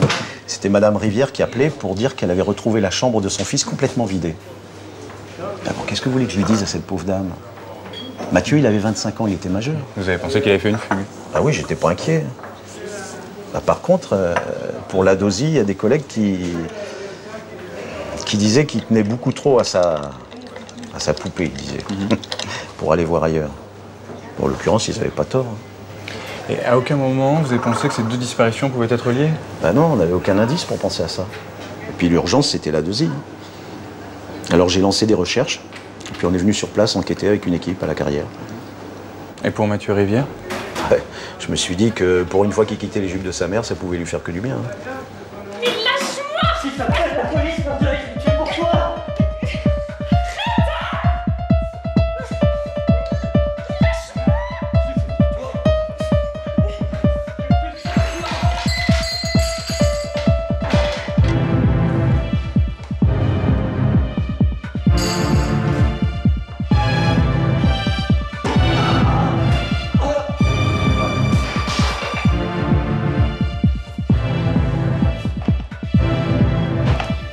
La vie si monotone de Sylvie vient de basculer. Excusez-moi, je suis désolé de raviver ces souvenirs douloureux. Il a essayé de me violer. Ça s'est passé très vite. Il m'a jeté par terre dans la cuisine. Heureusement, j'ai réussi à attraper une planche qui traînait. Je lui ai donné un gros coup sur la tête. Et ça m'a donné le temps après de prendre un couteau. J'avais absolument pas l'intention de le tuer. Mais il est revenu sur moi et j'ai pensé à ce moment-là que c'est moi qui allais y passer.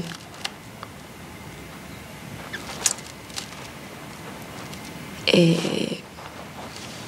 donc j'ai planté le couteau. J'ai juste sauvé ma peau, c'est tout.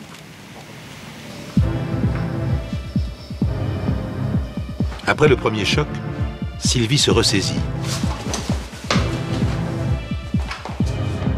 On sonne à la porte.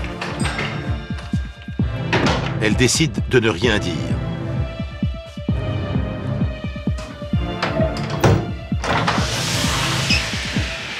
Inspecteur Marty. Bonjour. J'enquête sur la disparition de votre mari. Quand je suis arrivé, je lui ai simplement dit que j'avais pris au sérieux la disparition de son mari. Et que j'avais lancé des recherches dans la carrière pour essayer de le retrouver.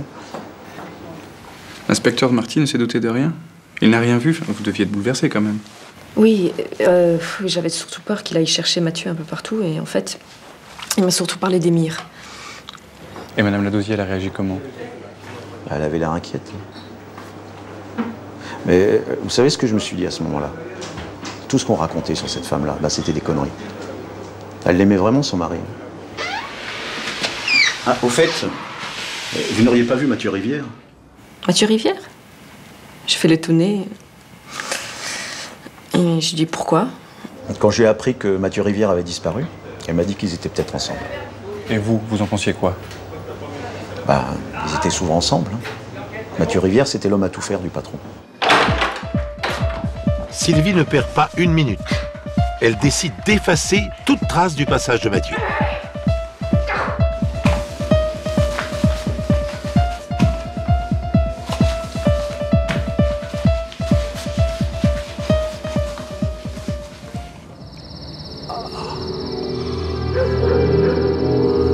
Plus tard dans la carrière, Émir se réveille après de longues heures d'inconscience. Il ne sait pas ce qui s'est passé exactement. Il ne sait pas encore qu'il est miraculé. En effet, il est tombé sur une corniche rocheuse qui l'a sauvé d'une chute mortelle.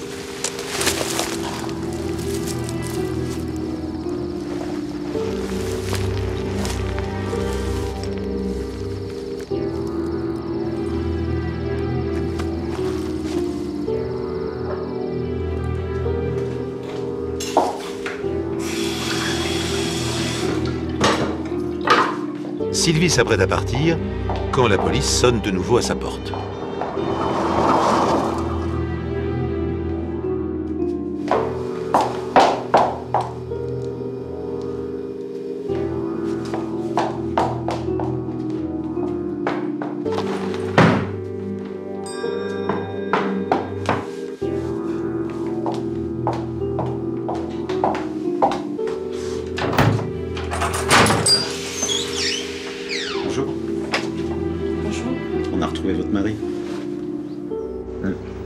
Je m'attendais pas à lui annoncer une bonne nouvelle aussi vite. Mais ça fait partie des joies de ce métier. Il m'a dit qu'ils avaient trouvé Émir et qu'il était vivant. En fait, il avait fait une chute et il était à l'hôpital. Et il répétait « Émir est vivant, tout va bien. Émir est vivant. » Émir vivant. Il est vivant. Madame Ladosier. Madame Ladosier, il est vivant. Il a juste fait une mauvaise chute, mais il n'y a rien de grave. Il est à l'hôpital, mais ne vous inquiétez pas, il n'y a rien de grave. Madame Ladosier. Sylvie ne sait pas quoi penser. Que va faire Émir? Elle ne disait rien. Elle était... alors je lui répétais Émir est vivant, puis elle ne bougeait pas, elle disait rien. Elle disait rien, elle était... Elle était impatiente de le retrouver. C'est normal. Ouais, pas tant que lui, j'ai su après qu'il avait quitté l'hôpital contre l'avis des médecins, pour la retrouver plus vite. C'est beau l'amour. Ouais, on tire pas tous le gros lot, mais il y en a qui ont de la chance. Sylvie a décidé de s'enfuir. elle pense qu'Émir va se venger d'elle.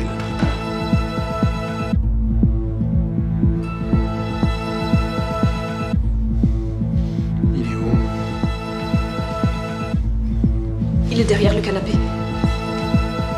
Il est mort. Je l'ai tué. Il m'avait dit que tu étais mort. Que c'était de ma faute. Non, c'était pas moi. J'ai pas voulu ça. Je vais me chercher. Il a essayé de me violer. Je te demande pardon.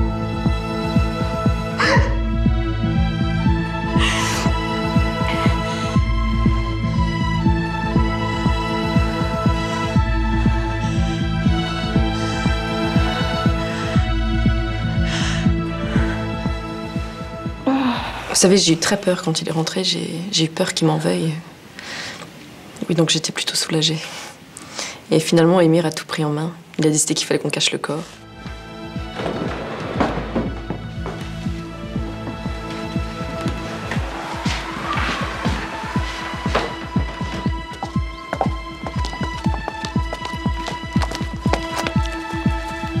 Émir est redevenu l'homme protecteur que Sylvie aime tant. Il prend tout en charge.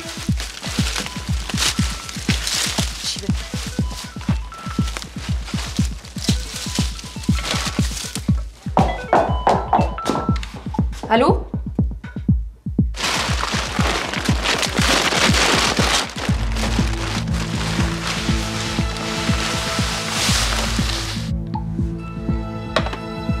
Émir!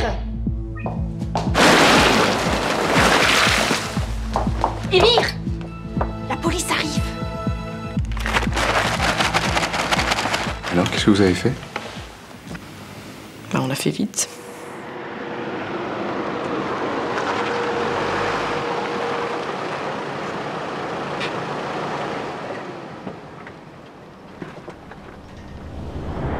Et quand la police arrive, le corps de Mathieu est bien enseveli sous les gravats. C'est incroyable qu'Émir se soit sorti d'une telle chute. Il est resté inconscient pendant une nuit entière. Il s'est réveillé, il a appelé à l'aide. Il y a un ouvrier qui l'a entendu. On l'a amené à l'hôpital. Le résultat, un trauma crânien, mais léger, et puis quelques bleus. C'est tout. Il n'y a rien de cassé. Hein. On peut dire qu'il a eu de la chance. Allez, vous avez de la chance, hein. C'est une force de la nature, cet homme-là. Ouais. Allez, ça va aller? Merci beaucoup, inspecteur. Allez, au revoir. Bonne soirée. Prenez-en bien soin. Oui. Au revoir. Puis faites attention la prochaine fois. On fera attention. Allez, au revoir. Bon. Bah, c'est pas tout, mais il faut que j'y aille. Hein. Ouais, attendez, et le petit Mathieu Rivière, vous l'avez retrouvé comment? Quelques mois plus tard, j'ai décidé de retourner voir les Ladossi. J'avais une intuition. J'arrivais pas à admettre que Mathieu ait disparu volontairement. Alors une après-midi, j'ai débarqué à l'improviste et j'étais avec mon chien. Et c'est là qu'il est devenu comme fou. Il s'est mis à courir partout, à renifler partout, comme s'il avait flairé du gibier. Alors eux, ils étaient gênés. Ils ont essayé de lui donner à manger pour le calmer. Mais rien à faire. Moi, je voyais bien qu'il cherchait quelque chose. Et c'est ça qui vous a intrigué? Oui, mon chien, il a un flair infaillible. Alors je l'ai suivi et il m'a mené jusqu'à un tas de gravats qui était vraiment à flanc de falaise, avec des buissons, des feuilles mortes. Et bah, là j'ai compris. Et les Ladossi, vous savez ce qu'ils sont devenus? Au procès, elle a plaidé la légitime défense. Elle a été acquittée. Et Émir? Bah, lui, il n'a pas été inquiété. Et maintenant, c'est vous le gérant, alors? Émir Ladossi m'a laissé ça. Il m'a laissé la gestion de la carrière. J'étais sacrément surpris. Et un peu fier. J'ai essayé de savoir où ils étaient passés, mais le notaire m'a dit que personne ne savait. Merci. Monsieur Chauvet, bonne journée.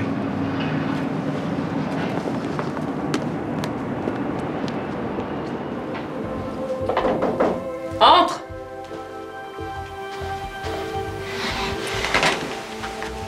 Bonjour, Émir Ladossi. Bonjour, je suis ravi de vous rencontrer.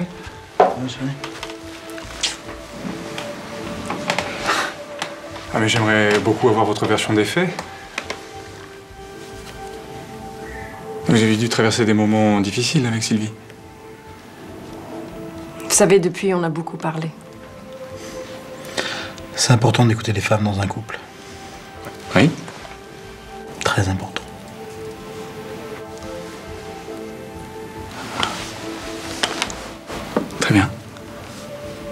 Merci.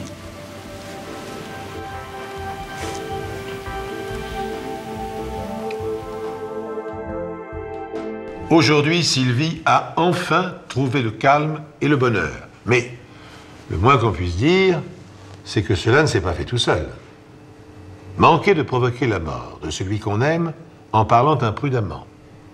Tuer quelqu'un de ses mains, ce qui même, en légitime défense, ne s'oublie pas si facilement, c'est loin d'être un début ordinaire dans l'existence conjugale, et cela fait beaucoup, vous ne trouvez pas, pour une femme enfant.